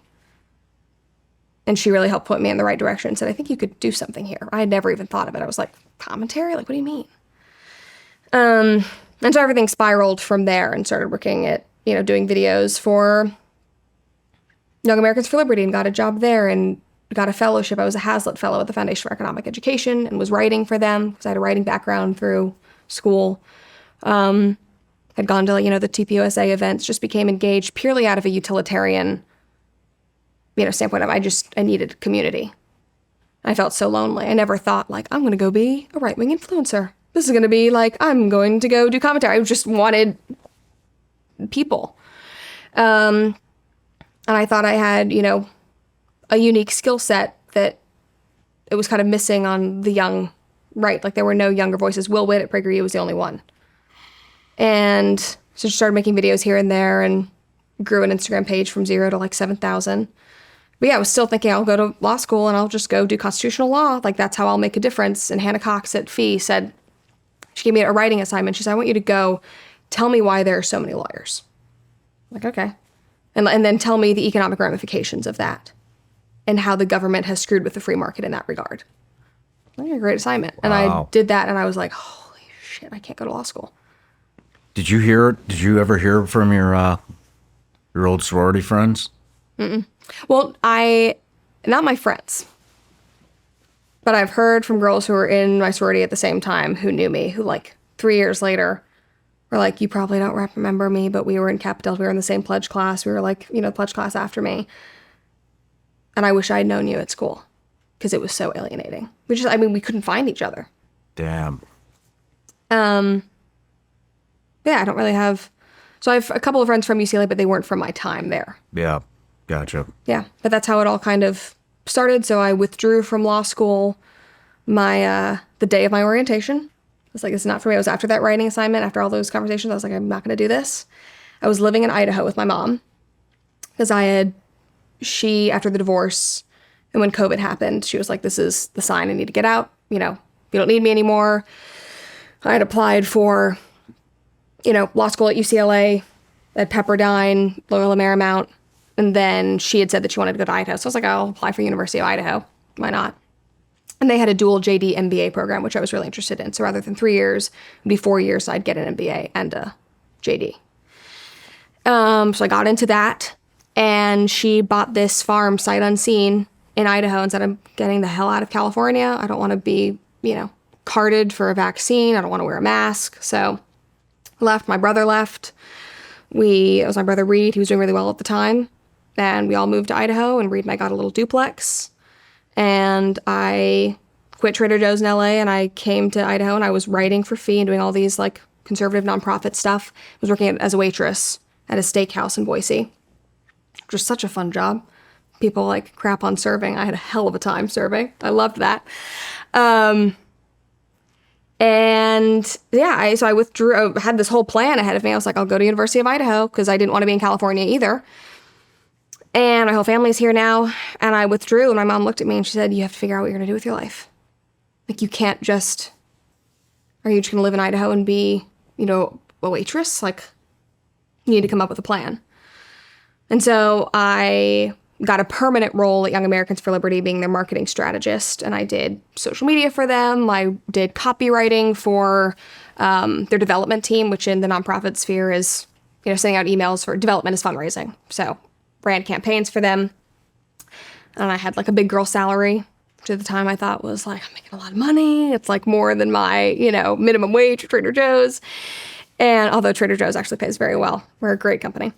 If you need a job, it's the best place to work. Oh, hands down. But I'll keep that in mind. I know, yeah. If everything goes to hell, we'll both be back there. I'll be in the box stocking the milk again. That was my favorite job. And so I kept doing that, and then randomly got a DM from Daily Wire who said, we're looking to start a show with a young person. We love your social media and what you're doing. And so I took some meetings with them. They sent me some videos to react to, just to like hear me on camera. And it was weird. I told you this at dinner last night, but I haven't shared this publicly. My brother's most recent, well, now it's second most recent psychotic break happened the week that I was offered the job with Daily Wire. It's like December of 21. And I was really weighing a lot of things, and I was petrified to take this job because, as I've kind of, set the scene for you, my mom and I were super intertwined. There was a lot of weight to carry. I felt like things were good for the first time. Like, she was happy. She bought this farm that she'd always wanted to have a farm forever. My dad never wanted her first husband never wanted her to have a farm. And I was happy, I was living with Reed. Reed was doing great. He was even talking about going back to school. And it just felt like things were humming, and I had a job where I felt like I was making a difference. And I thought, I'll just meet like a nice guy in Idaho, and I'll live near my mom, and I'll buy a farm soon. And, I had horses at her property, and it was all normal. And I was like, I can't leave this. And she'd had a pretty hard conversation with me where she basically grabbed me by the neck, because I was petrified to even take the call with Daily Wire and send in a tape. Because I was like, I was so out of the game. I hadn't auditioned in so long because I hadn't been acting in a couple of years, and I felt like that was behind me. And it's such a testament, I think, to like risk-taking and betting on yourself is habitual. I don't think that's something that is ingrained in most people. It's certainly not in me. It's like a practice that I like every couple of years. I just did it a couple of months ago. You have to take a leap and shake something up and challenge yourself. If something isn't right, you have to do it. And I was definitely at a stall in my life.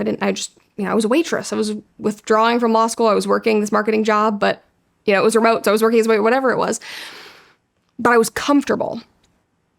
And with acting, the beautiful thing about it is that you get told no 90% of the time. From a really young age, I had learned how to get rejected.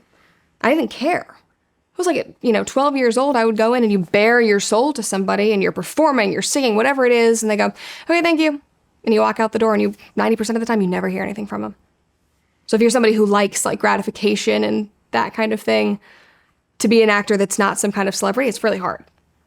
Like that just doesn't work that way because most of the time they don't give a shit about you. Like you don't hear anything from anybody. They don't say, it was really great, we're going in a different direction. You maybe hear that 1% of the time. You just go in and you do it. So that was like such a crucial part of my growing up, and I hadn't done that in 2 years.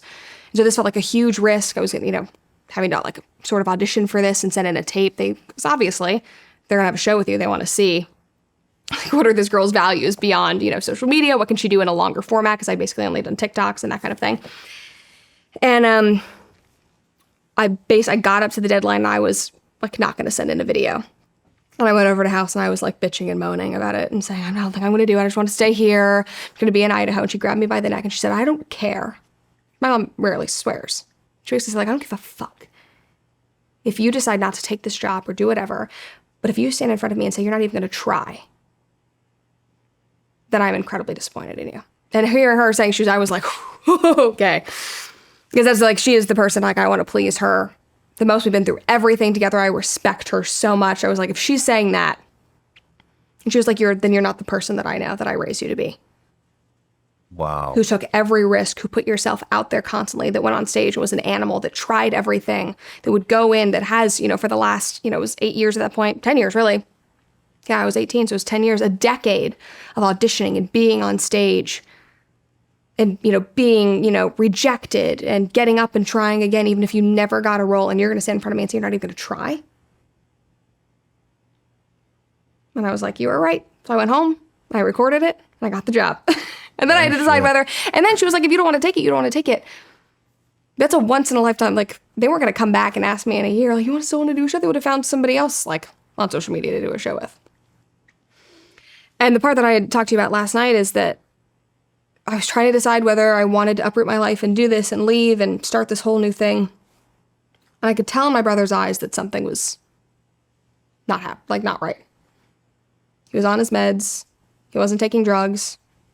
Boise is a very clean city. Idaho's very buttoned up. We lived in in the outskirts. He had no access to anything. And he just started to crack. The drugs just weren't working anymore. And you can always tell when he's when he's hearing the voices. Because when you're having a conversation with him, if you've had a conversation with anybody that has schizophrenia, they're talking to you, but they're also talking with the voices that they hear, and they're telling them how to respond to them. So our conversations really slowed down. He started to get more unstable. And it was like 2 days before I had to make my decision about whether I was going to leave and do this, take this job. And he asked me to come downstairs, and I walked down to his apartment, which was under my house, or our house. I had a little apartment upstairs. He had one downstairs. And he looked at me, and he gave me this purple crystal that I still have. And he put it in my hand, and he said, you need to go to Nashville. It's your destiny. I was like, Reed, what do you mean? And he was like, you have to promise me that you're going to go. You have to go. I was like, for this job, he was like, you must move. You must be there. And he was like, they're telling me that you have to go. And in my mind, I was like, okay, your voices have told you like some crazy things. Like, we have spent the last 10 years. Like, I don't even know. I don't want to know if I want to trust these voices. And he was like, I'm telling you, this is your destiny. You must go. I was like, okay, well, whatever. And I woke up the next morning and he was gone. And he had a full psychotic break, and the police found him. It was in December, out on a bench in the cold. Completely in a full psychotic state. And that was the last sort of coherent conversation we had, was him telling me to go. And I take that stuff seriously, like. Yeah. But I knew that I probably should go, and I knew that it was a great opportunity, and it was risky, it was scary, I was going to be alone. But I also knew that I was going to be working with a lot of people in this world that I respected. I mean, I'd been listening to, Matt Walsh and Michael and Candace and Ben. You'd heard them all before. Yeah, in the last couple of years, I'd listened. Yeah, huge deal. And I knew more than anything that what I would get from it, even if things didn't work out, even if a show didn't take off, even if they never, if we never developed a show, if it never got greenlit, whatever it was, that I had the opportunity to work with people who were better than me at what I was doing, who were principled, who were great at what they did, and even not in like this weird industry, but who just seemed like good people. And I got there, and those individuals, like, I'll always say this, but You hear Matt Walsh online. That's who he is in real life. Like Michael Knowles, he walks the walk. Like it was like crazy. You know, Jordan Peterson, I'm doing my show, and he was like, I want to meet the internet girl. And he's like walking in and wants to meet, but I get to have these, he was like, you do the TikToks, right? The YouTubes. The TikToks and the YouTube. Yeah, exactly. And so in my mind, like I knew that it was a huge deal, but I was petrified. And again, I was comfortable. And I said, okay, screw it. I'm going to go do it. They brought you on to do a show. Mm-hmm. And so walking in there for the first time, I mean, how often was it that you were listening to them? I mean, was it pretty frequently? Yeah. You were listening to them all the time. Yeah. And so you walk in, and I mean, Ben at like 15 years old, when we had that conversation about abortion, when I learned that my dad wanted to abort me. Like when I was looking up, information, it was his debates that came up. Wow. It was like, him at college campuses. I love listening to Michael. Michael made me think about God in a way that I hadn't in a really long time. I just kind of shut off from that, especially living in LA. That's the most secular place you can be, especially in Hollywood. So these were people that meant something to me. And, still do, became very good friends and mentors, and will always be grateful for that. And were they all there when you walked in the door? No, Jordan wasn't there yet, and it took me a while to meet them because, I was in development for the show. So, like, I was brought on to do the show, but I was, like, social media content creator, and then we took a few months to do the show. So when the show launched, that's when I really got to know them. Then they were like, oh, you're legit. They gave you a show. How was it meeting Candace for the first time? Terrifying. Are you kidding me? She's like, so I had met her, I'd gone to Mass, and she was, George is Catholic, and she had not converted at that time, but I knew, like, she sort of knew who I was, and she filmed in a different part of the studio than I did, so I didn't really cross paths with her. And her husband, George, was like, it's so funny if you know him, but he loves YouTube. So he would watch my show and be like, Hannah, this is the girl at Daily Wire. And she was like, I haven't even met her. Like, who is this? And then I accidentally parked next to her at Mass one Sunday. And this is like the Michael Knowles effect of like, I need to go to Mass. I need to get my life together, whatever it was. And I was like, oh my God, Candace is here. And then I saw George look over at me. And apparently he was like, that's the girl at Daily Wire. And that was like the first time she had ever like seen me in person. And then she was in the office like a couple of weeks later and officially met me. But she's one of those people, we were talking about this downstairs, that she is this like firecracker of personality. And you like see her on screen and you're like, oh my God, like I don't even know what to expect about this person. And she is one of the warmest individuals. She's incredibly charismatic. She's incredibly loyal. And I would, hear things around the office of like, oh, Candace walking in. And it was like everybody like revered her and kind of feared her. And she just comes up and gives you like a huge hug. So yeah, that was really special. And Matt, I think the first time he ever like really officially met me was when his team was like, you got to go on her show to promote something that he was doing or help her promote her show. And we just had a ton of fun. And so it was welcoming right off the bat. Yeah, they were. You, how did it feel walking in there, starting a show with the people like, I don't know if you'd call them idols, but yeah, people that you look up to in the industry. And I mean, now you're right there with them. That was a fish out of water for sure. Imposter syndrome. But also, I'm very overconfident. So there was some imposter syndrome, but it was like, yeah, I can do this. I can talk to a camera. I have opinions and I don't waver in what I believe, and I have fun telling stories, and that's what I got to do every day. That's what I still get to do. Is like what I loved about acting, what I loved about working at that production company and searching for stories at the end of the day was telling stories with interesting characters and with interesting meaning that leave people changed. That leave you thinking about something in a different light, that make you feel something. And I got to do that every single day. And it was a really nice marrying of all the things that I loved. So I wasn't acting, and there's always a part of me that's like, I love that. I love being on stage. I'm doing my tour in the next couple of months, which I'm so excited about because I love being on, like I love feeding off of an audience, and this is like I love entertaining, and I love telling stories in that medium. So I was able to kind of like mesh together all the things that I cared about. And it was not the career that I ever expected for myself. But I think it's really beautiful because if you follow the things, like if you find the core of why you love what you love, because it's usually a lot deeper than what you think. It's not the superficial, like, I like this job because of XYZ, but it's like, why does that fill your cup? Is it the people? Is it the things that you accomplish? Is it the feeling that you're making a difference? Whatever it might be. Is it the storytelling aspect? Is it the solving of a problem? Whatever it may be. And if you can't do what you dreamed of as a kid, or, spent 10 years of your life in LA like I did, thinking like, yeah, I'll just go be an actor forever and work in this industry. I'm totally content and fulfilled now with what I'm doing, because the meat of why I loved all of that, I get to do every day. And I get to do it now, especially being independent. I get to do it and I'm in the driver's seat. Mm-hmm. I get to decide, who I work with. And I can, honestly tell my audience that if I'm sitting down with somebody, if I'm collaborating with somebody, if I'm partnering with somebody, it's because I want to. It's because I trust them. How did you, before we get into independent, how did you guys come up with the concept? How did you come up with the comments section? So it's a funny story because there were two different sides of it, but I had the idea for a very similar show that I pitched to PragerU, actually.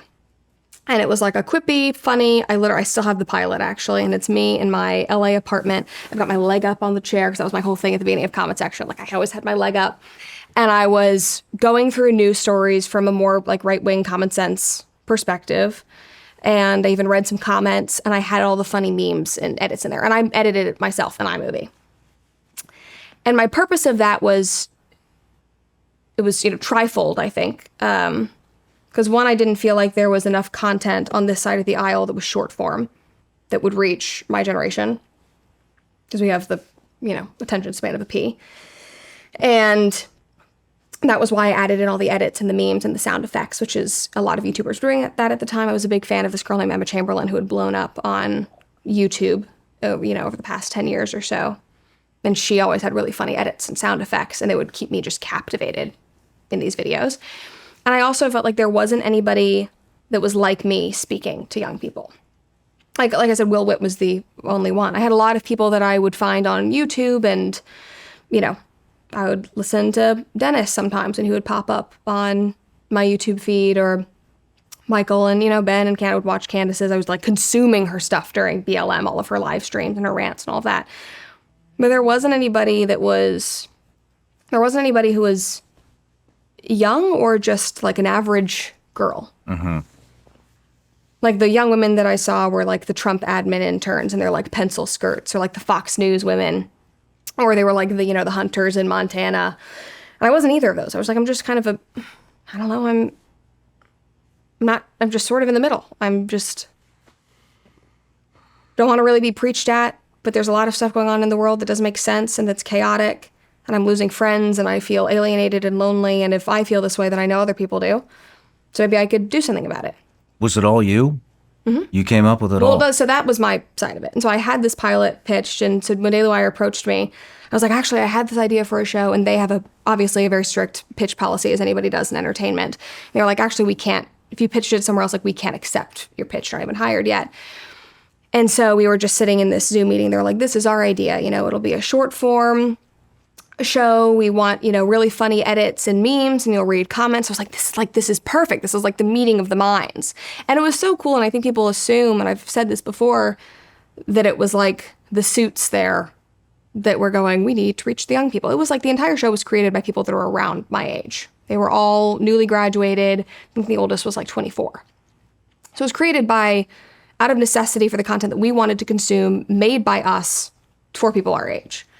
And so they got the green light to hire me, even though I don't think the suits knew, why I was being hired, but they were like, okay, try it out. And somehow got it greenlit, even though the execs were like, we don't understand the show, but if you think it's gonna, just try. So we had no money, tiny budget, I was in the back of a studio that was shared by two other people. I had like a little tiny corner. We had no paid ads, nothing, no marketing machine. They were just like, see if anybody watches. And it was just really, really was perfect, because the people that we were working with, we just had like That's how you kind of know that something's hopefully going to work and that you've created something great, when it's like we've all felt this need for something that's very similar. We all came together and had already been thinking about this. It was like, this has got to be magic. And they brought the comment section, like the name. They had already had the name, and they had tried the concept with another young woman who had worked there previously. And what they brought to it was having it be driven by comments of like, that's a unique, kind of value add of, don't just talk about your values and opinions, but like, what are normal people on the internet saying? I was like, that's a great addition. So they contributed that part, and we developed it for 3 months and then launched it in, I think, end of February or March in 2022. And in the back corner of that tiny studio with no money, no paid ads, nobody really paying attention, we hit $1 million in 4 months. You hit $1 million in 4 months. Yeah. You amassed $4.5 million in 3 years. Yeah. It was a rocket ship. We were the fastest growing show, and on, the right, we were one of the top 3 fastest growing YouTube channels on all of YouTube. Wow. Again, no money, no anything. I mean, we had money, we had support, They gave us like $10,000, $20,000 to buy the cameras and build, a set and get like the headphones, the mic, and all of that stuff. But it was, a lot of it was organic, of people just sharing it. Wow. Seeing so they people. gave you a $10,000 budget, and you created a 4.5 million viewership. Yeah.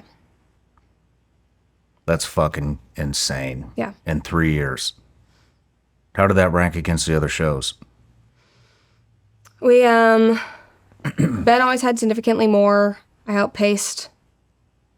A lot of them. Yeah. Any jealousy? No, I don't think so. Felt good. Yeah. I mean, I was just like shocked as anybody. I was like, I don't even know how. I was like, this is wild. No, and I think about, my brother saying that and all of these things that have now happened since then. And I'm really, really grateful for the shot that they gave me. And I had great people, that core team who launched the show with me. That was like dream team. And there was so much synergy. And it made me, like, doing that show every day. We did 10 episodes a week, sometimes more, but 2 episodes a day. It made me so much better in basically every aspect of my life. I get comfortable being Brett on camera, not being behind a role, kind of like we talked about very early on. I became incredibly articulate in my beliefs. I became unwavering.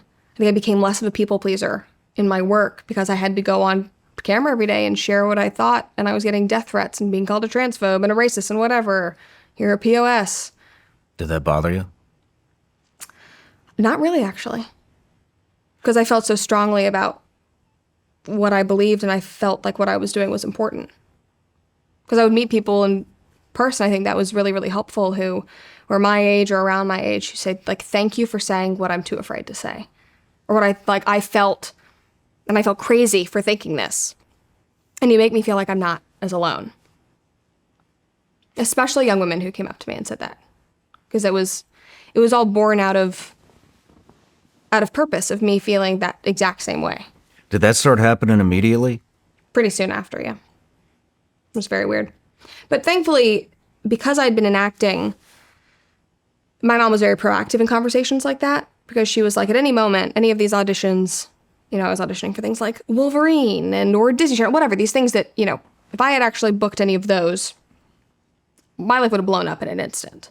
And we watched that happen on a regular basis, people that I knew was in acting classes with. So we had lengthy conversations about fame and influence growing up, because my mom was like, you could walk away from acting in a moment, I wouldn't care. Because I would believe that what you learned was important and you had a great time doing it. You have no pressure to do this. But if this is what you are going to be doing, and you're auditioning for these huge things that could literally change your entire world, you need to know what fame is. And you need to have such a secure sense of self and understand that the reason why you have that and why you would have the money and the power and the influence is because of those people. So you better not act like a piece of shit, basically. Good advice. And you can't compromise that. And it was like, that was from a young age. Because again, you never know. You could have booked something and then suddenly you're on some show every week and everybody knows who you are. So it was very proactive. And that, when I left to move to Nashville, she had the same conversation with me again. She was like, I don't know if they're ever going to make a show with you. I don't know if you're going to become some well-known person. Don't forget everything that you've we've talked about over the last 10 years because it's still applicable. And I didn't. She was right. Yeah. And it happened really fast. So I think I was prepared. But I remember the first time I was like actually recognized in public, I was in my pajamas at Costco. And I was like, maybe I shouldn't wear my pajamas out in public anymore. Maybe that's not the best thing to do. Yeah. What did the execs think? I mean, $1 million in 4 months? It was like shocking. What were they saying to you? Well, they brought us into a meeting and I think one of them asked, like, turned to somebody on my team and was like, so how much money did we put like behind this? Like, how many paid ads? And he was like, none. Nothing. And they were just like, okay. Like, I guess let's just keep going. Yeah. But I just tried to like stay in my lane and keep going. I was undeterred. I was like, this is a rocket ship. Let's just keep growing. I mean, with that kind of a success in that amount of time, I mean, that's damn near unheard of. Yeah. What was your motivation to go independent? When did that pop into your head? I was ready for something different. You just wanted a new challenge, or? Yeah, I think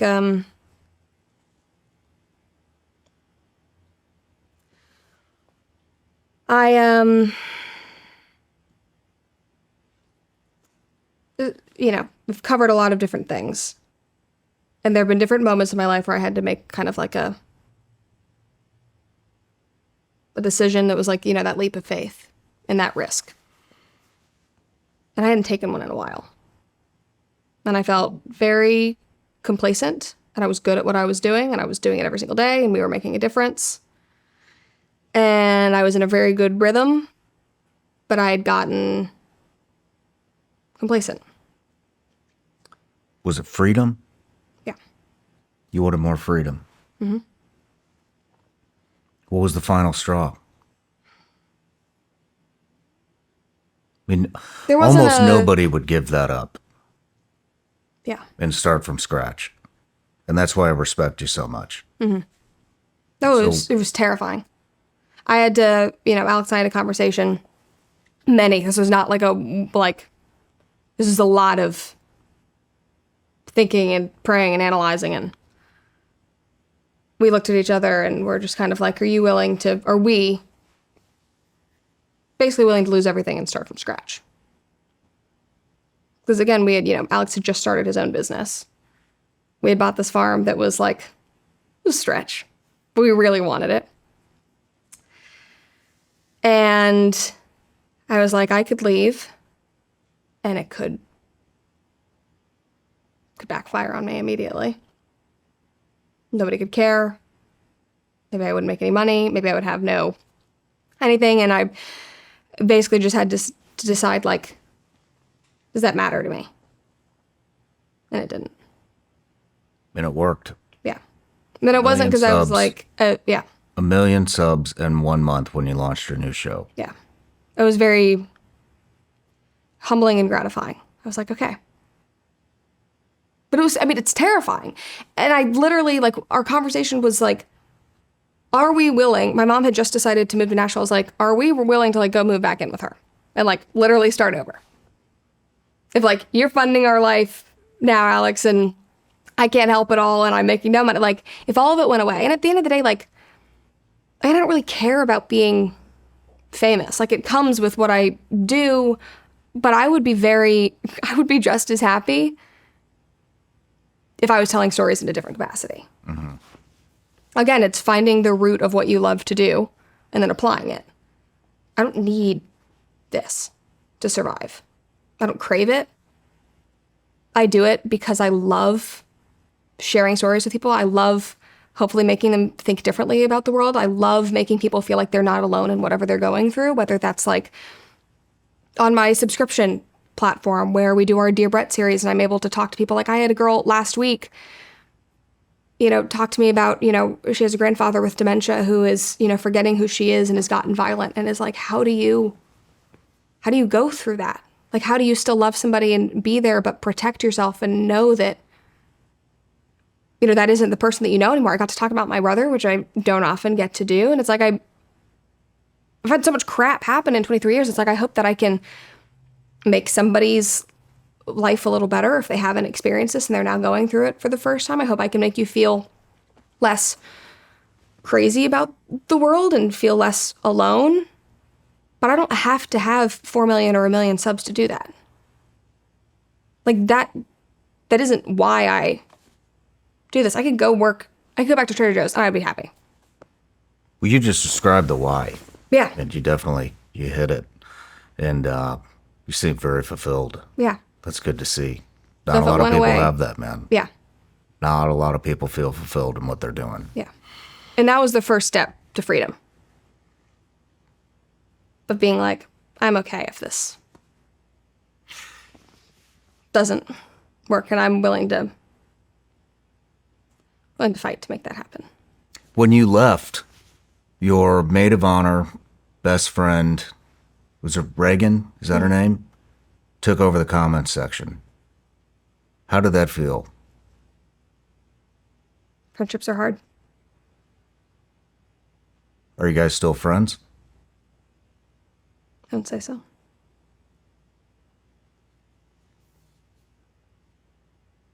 Would you like to still be friends? Of course. I talked about that actually in another Dear Brett thing.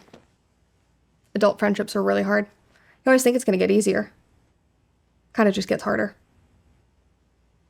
And with more people knowing who you are and having influence and having eyes on you, then you kind of question people's motives in being friends with you, and it's kind of like a hard knowing how to meet people, and so I'm like loyal to maybe a fault. But Do you feel that she was disloyal in taking the role? No, she's an adult. And this is what I will always stand by. You have to make the decision that is good for you and your family. I did that, and she did that. Why do you think the friendship fell apart? If you wish her the best of success.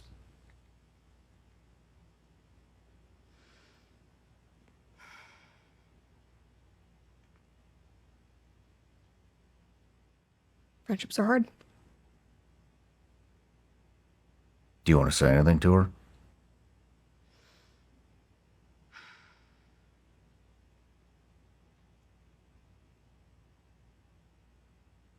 That's a difficult question.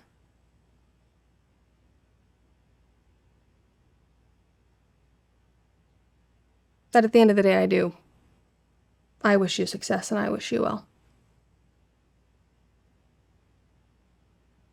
And I hope that she chases the things that she wants, and I never wish that, to not work for anybody. But I mean that genuinely. There have been so many people that have come in and out of my life over the years.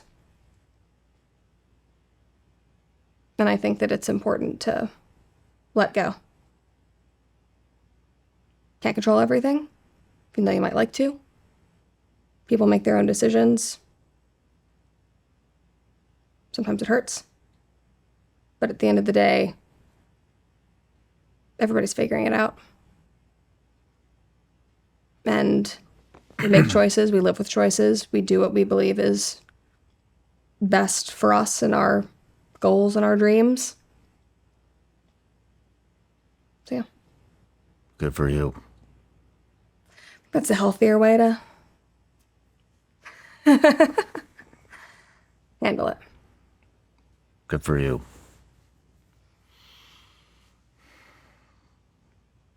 How long was it after you left the Daily Wire that you started it?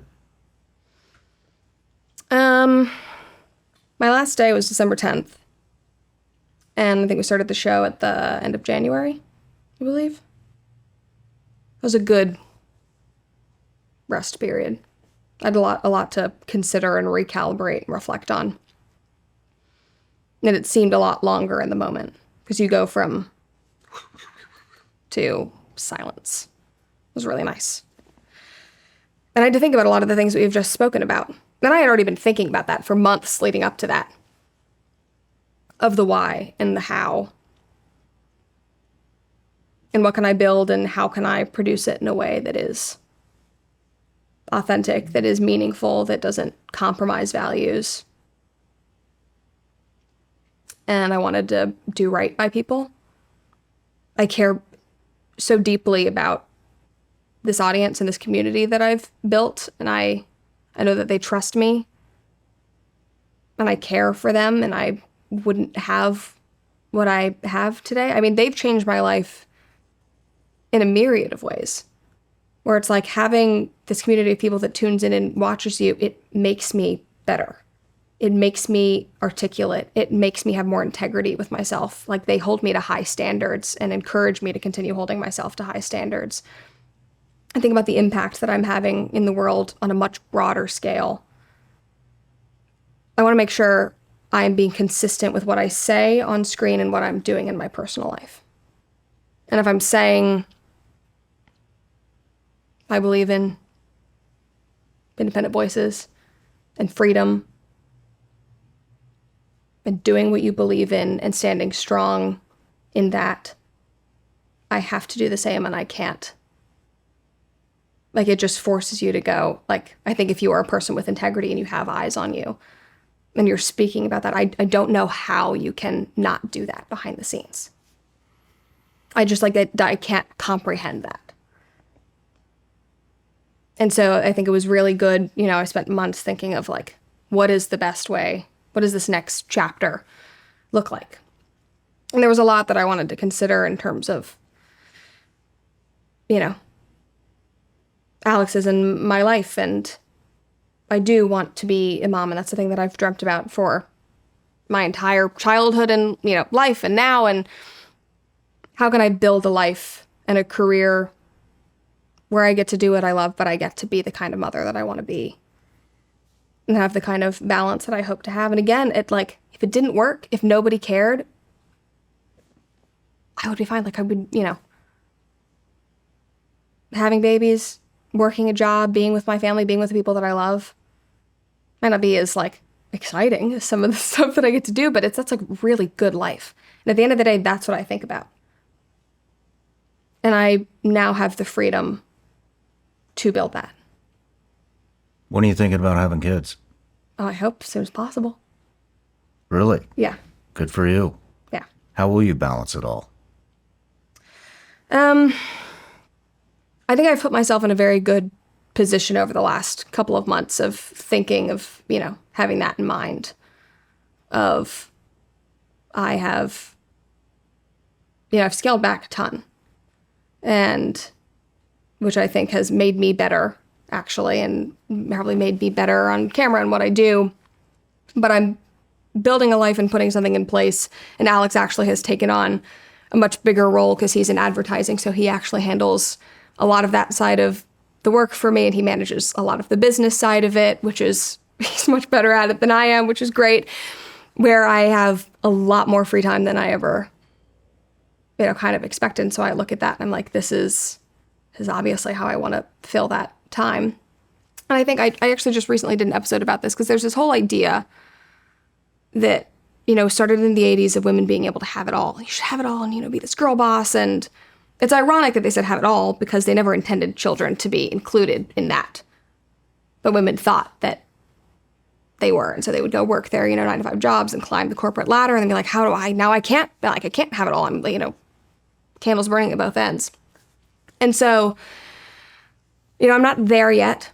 I don't know exactly how on a day-to-day basis that will be managed, but I know that I'll be saying no to things. And life is prioritizing things based on the stage of life that you're in. And if we weren't planning on having kids, if that was in my future, I would probably be building a very different career. Maybe I wouldn't have, taken a shot to try to go build something myself, but it was important to me to be able to say, I want to have the freedom to say no. And not have to go it's the same thing with, with acting of, I want to be in control and know that I can be the kind of wife that I want to be and the kind of daughter that I want to be and the kind of mother that I want to be. And it's a real privilege and a blessing that I'm working on building that, and I still get to do what I love. But I probably won't do it. I don't know. Like, the analogy that I made on my show is that, like, yes, a woman can have like 8 children and go and have, be a partner at a law firm, do XYZ, but she definitely won't be the, super engaged homeschool mom that drives her kids to like every single appointment and thing that, a mom that prioritizes being at home would. And that mom that homeschools all of her kids, she might have a part-time job. She might have, so many of the mothers that I know do work, but they have built a career and a life that allows them to be the mother that they want to be. And so they have, like I think about my mom. She didn't work, but she ran organizations, and she would write for the newspaper, and she would teach cooking classes out of our house, just because there were so many things that she as a person just enjoyed and wanted to share with people, and would do things here and there to keep herself engaged. And it was so impressive, I think, to my brothers and I to see this woman who was so engaged and so dedicated to the career of being a mother, of building and nurturing productive, intelligent members of society. But she had so many interests, and she built so many different things, and she was so impressive, and she brought us along with all of it. And so she gave up a corporate career. She was in textbook publishing. She was working at W.W. Norton. She walked away from that. She could have had and I asked her about that growing up. Like, do you regret that? She was like, well, I often think about what it would have been like if I had stayed in the more commonplace path of pursuing that, I'm going to go be the partner at the law firm. I'm going to go be the president of publishing. I'm going to go run this real estate agency. She worked in real estate later on. She was like, but at the end of the day, that wasn't what drove me. And so I found other ways to be fulfilled in buildings, and she built incredible things. She ran that incredible organization. She ran a cooking school when my brothers were younger, but it was like out of her house. So I have always thought about that, and knowing that my career might look different than a woman who decides to have a full-time nanny or not have kids. And I never want to shame women for doing that, because every person is on their own path. But no individual man or woman can have it all. Mm-hmm. We talked about that when you came on of, you give and you take. And there are times when I've been so ingrained in work and I've had to scale back, and I just know that it'll be about prioritizing what is important at that moment and building something where I can give to my family in the way that I want to give. There's not a lot of people doing it. Mm-hmm. You're in a very unique position here. And, who will you look to for advice? Especially with the mom stuff. Yeah. And the business stuff. Candace seems to manage it all. Yeah, Candace does, and they keep it all in-house, which is wonderful. And, she and George run everything together, which was really I loved watching that, and I looked at Alex, and I was like, I want that. I don't want to offload this to anybody else anymore. Like, I trust you. I don't trust a lot of people. I trust you, and let's do this together. And he, through helping me build this, he's giving me and our family the freedom to be able to go, have a farm, have a bunch of kids. This is not what it's like sort of in line with some of the work that he does, but he's taken on a huge bulk of it, which I'm so grateful for. But yeah, for sure her. And then the other one is Liz Wheeler. She's incredible. And she is, she's a mom. She has 2 kids. She's at the Blaze. She has a podcast. And her husband works, and she is the most dedicated mother.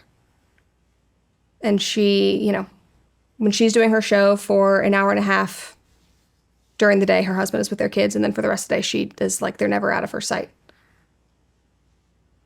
And good to hear. Yeah, and they go wherever she goes. And if you hire Liz for a speaking engagement, if you had her on your show, she would have her kids there. And if she can't have them there, she says no. And if it means missing out on something, she says no. And we had a long conversation about this actually last year, where she was like, you have to put yourself in a situation where you have the freedom to do that. And if that's the kind of mother that you want to be, if you feel called to this vocation to do this work, you have to be able to set those boundaries. because otherwise you're going to be pushed around. You're going to be told what to do. And she set just an incredible example. And I don't know if she talks about that often. She talked about it in a speech. She was given an award recently, and I went and saw her talking, so she talked about that. But I don't know if she's talked about it very publicly, but she's been a wonderful resource and inspiration in that regard. They don't have staff. They have family that comes and helps, and that's their support, which, my mom, a saint, is leaving Idaho. She's like selling the stream farm, and she's coming here to be near us because she was like, I want to be here. And, Alex's family is here, and we're going to be this village, because she didn't have that. And I think that was really, really hard on her. And she didn't have that kind of, when her husband was dying of brain cancer, she had nobody nearby to, care for my 3 brothers when she had to go to the Mayo Clinic for 3 days at a time or anything like that. And she was like, I'm going to give you the support that I never had. We're going to do this. And I'm going to be down the street from you. And if you're busy and you're doing a show and there's this opportunity that you don't want to give up, I never want you to feel like you have to say no. Like, you will have to, because you'll be prioritizing things, but I'm going to be there. I'm going to support you. And that was, Liz has done that with her family. And so she's really, really wonderful. She deserves a lot more cred than... That's cool, man. Yeah, she's great. She's super consistent, too. She's like a firecracker. I'll bet she is. Yeah, and a very good mother. So yeah, it's a weird industry. And it's a unique situation, but it's also not, because every family is thinking about this. I think this is a thing that women think about all the time when they get to this point in life, and how you are going to balance it and what you're going to prioritize. And I think that society has become very skewed, where for so many years, starting when my mom was having kids, she was absolutely crapped on for choosing to not work. I was like, this is so embarrassing. You're giving up your entire career. How could you do this? You're just a mom. You're just a mom. And then we just went so far in that one direction. And then now on the right, I see, if you go on, right-wing Twitter, and I get called, Allie Beth Stuckey, Liz Wheeler, and I, Candace, we get called, undercover feminists, because we actually have a job. And we work. And it's guys, I sit in front of a freaking camera, and I, talk about the things that I care about, a couple times a week. And then I go outside and I birth cows and take care of chickens and cook dinner and, write about things that I care about. I want to write a book this year. I'm going to go do that. But it's really not that big of a deal. So now I feel like the pendulum has shifted in this other direction, where there's so many women, and Allie Beth and I talked about this very recently, where it's there's normal women who are balancing it all. And in this economy especially, it's rare for a family to be able to live off of one income. I don't think it's comfortable for a lot of people. And so now we have these people on the right that are, sitting on their high horses saying, that's so embarrassing. You're a terrible husband if your wife has a job. You're a terrible woman if you don't give it up, or whatever it is, if you have a side hustle. It's for the entirety of history, women have worked and contributed to their families. Mm-hmm. And that's, I quoted, Proverbs 31 in that episode where I did, where, she contributes to her community, and she's engaged, and she works in the fields to, bring food.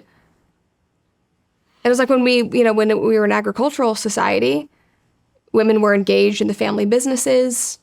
You read, Jane Austen stories, they worked in the dress shops. It was always a very specific class where the women didn't work. And then we had the 1950s where there was that period of the housewife. But even that was a very middle class, upper class idea. And I feel now on the right, we've glamorized that to the point where so many people have now looked at women and been well, you're an embarrassment if you work. That's feminism running through your veins. I'm actually, I think it's just...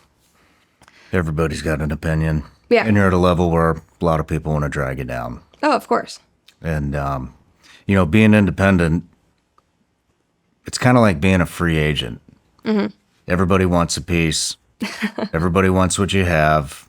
Yeah. Everybody wants to consume you. All the sharks are after you. How do you, and I know that's happening to you from conversations we've had offline, and so what I am curious about is how do you know who to trust? How do you know who's not full of shit? especially in this industry. Everybody's full of shit. Yeah. Have you found anybody that's not? I have. I You found got a you. great team around you. Yeah, I have a great team. Many of whom I've worked with for a while or worked with at the beginning of starting all of this. And I think keeping it small is key for me right now. Keep a lot of it in-house. I've had tons of requests and offers to outsource to XYZ, and I'll never say that there isn't a time where I would consider like, okay, maybe I could work with this person or build something with this person or do a collaboration. But right now I'm at such a like we're just building this as this tiny little team, and it's working and it's humming, and I'm learning so much. And I trust every single person that I interact with on a daily basis, that they have, that they are a person of integrity, that I trust them, that they have my best interests at heart, that we have a shared vision for what I want to accomplish with every video that I put out in the world. I want to make sure that every single thing that I do matters, and that I'm not just doing something for views or for clicks or because it'll be a means to some end, but that it's like I'm sharing something that is important, and they get that. And so we're, and they push me in the ways that I should be pushed, question things that need to be questioned. Like we have hard conversations of like, okay, you want to do this, but why? Like the why is like we keep hammering back to there should be a reason for every single move that I make or video that I put out. And so right now it's people that it's funny to say, how do you know who to trust? It's just, it's a very tiny group. Small pool. Yeah. And I think it takes spending more time learning about the opportunities and the options and not jumping into anything too quickly. And I also think building something that I'm proud of that can stand on two legs where, there's a lot of freedom in not needing somebody else. And I feel like I'm in a very, very, very fortunate and lucky position where right now I can say no to things. Because I'm very honored, I'm grateful, but I can do it on my own. And I don't want to expand this bubble and invite people in to now, again, start telling me who to be, where to go, how to do what I do, who I don't know intimately. Because it's a very, and we've talked about this too off camera, but it's a weird situation when it's a brand, but it's you. If you hand the reins off, to somebody else and you lose control, and it's like, I don't like what you're doing to my brand, but that's me as a person. Yeah. And if I don't have control over that, like at the end of the day, I have to live with myself and look in the mirror. And so I want to make sure that, again, it's like the business of self, you're in the business of personality or whatever it is. So you just have to constantly thinking about that. Yeah. Which also, it's important for the audience. It's important for what you're building, but also as a human being. Like, again, when I go to sleep tonight, when I look at my husband, I have to feel like I'm being consistent. I have to know that I'm having integrity with myself, with an audience, and feel really good about that because it's so public. Good. What do you see it developing into? I don't know. I'm excited. What is the cookie company? We talked about that earlier. You gotta do the cookies. Yeah. You've gotta do the cookies. I'm excited. I'll be your best customer. Sounds good. Guarantee it. I'll have a subscription. And my wife. But. No, I'm not sure. And that's kind of the exciting thing. I think that you have to be nimble and flexible and, my life is going to change. I'm going to get older. I'm going to be, hopefully be a mom and have other things happening in my life. And I think you have to be adept and nimble, and I'm going to let that be the driving force. And then everything, we'll have to work around that and still build something that I'm proud of. And I don't know, it's such I want to build something big that's meaningful, but I don't have an image in mind of what that is. I just want to be able to continue sharing goodness and entertaining people. Like I love telling stories. I love making people laugh. I love making them feel like I'm an entertainer at heart, which is so weird to say in this whole world, but it's like I do love making people feel something. I love sitting in the audience and watching something that moves me to tears. I love watching a great film. I love reading a book that I can't put down because it's completely changed the way that I've thought about the world. And I love being able to do that. And so I don't know the avenues that'll take me down, but I think if I keep that as the forefront, I'm sure I'll have a great time. Build the foundation, stay true to yourself, and just be open, man. Yep. But, Brett, amazing interview. And, I don't know if you ever think about this, but if you don't, you might want to. But just think about all the people, that you've influenced, and, you're an inspiration. At 23 years old, you've already built a hell of a legacy. Yeah. And you're making it okay for people to talk about what they believe in, no matter what that is. And you're a pioneer. That takes a lot of courage. So congratulations. Thank you. You inspire me. I'm grateful. It's really cool. So.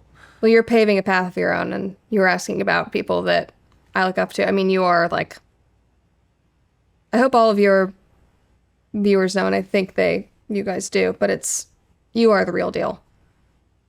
And like who you are sitting across from me, being on camera doing your interviews, that is who you are. And you are like a steadfast example of integrity and consistency.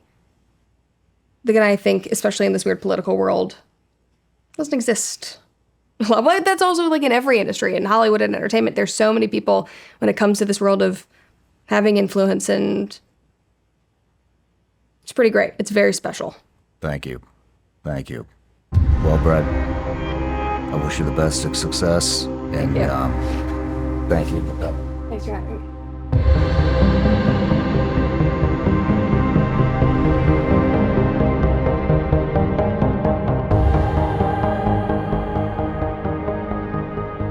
No matter where you're watching Shawn Ryan Show from, if you get anything out of this, please like, comment, subscribe, and most importantly, share this everywhere you possibly can. And if you're feeling extra generous, please leave us a review on Apple and Spotify podcasts.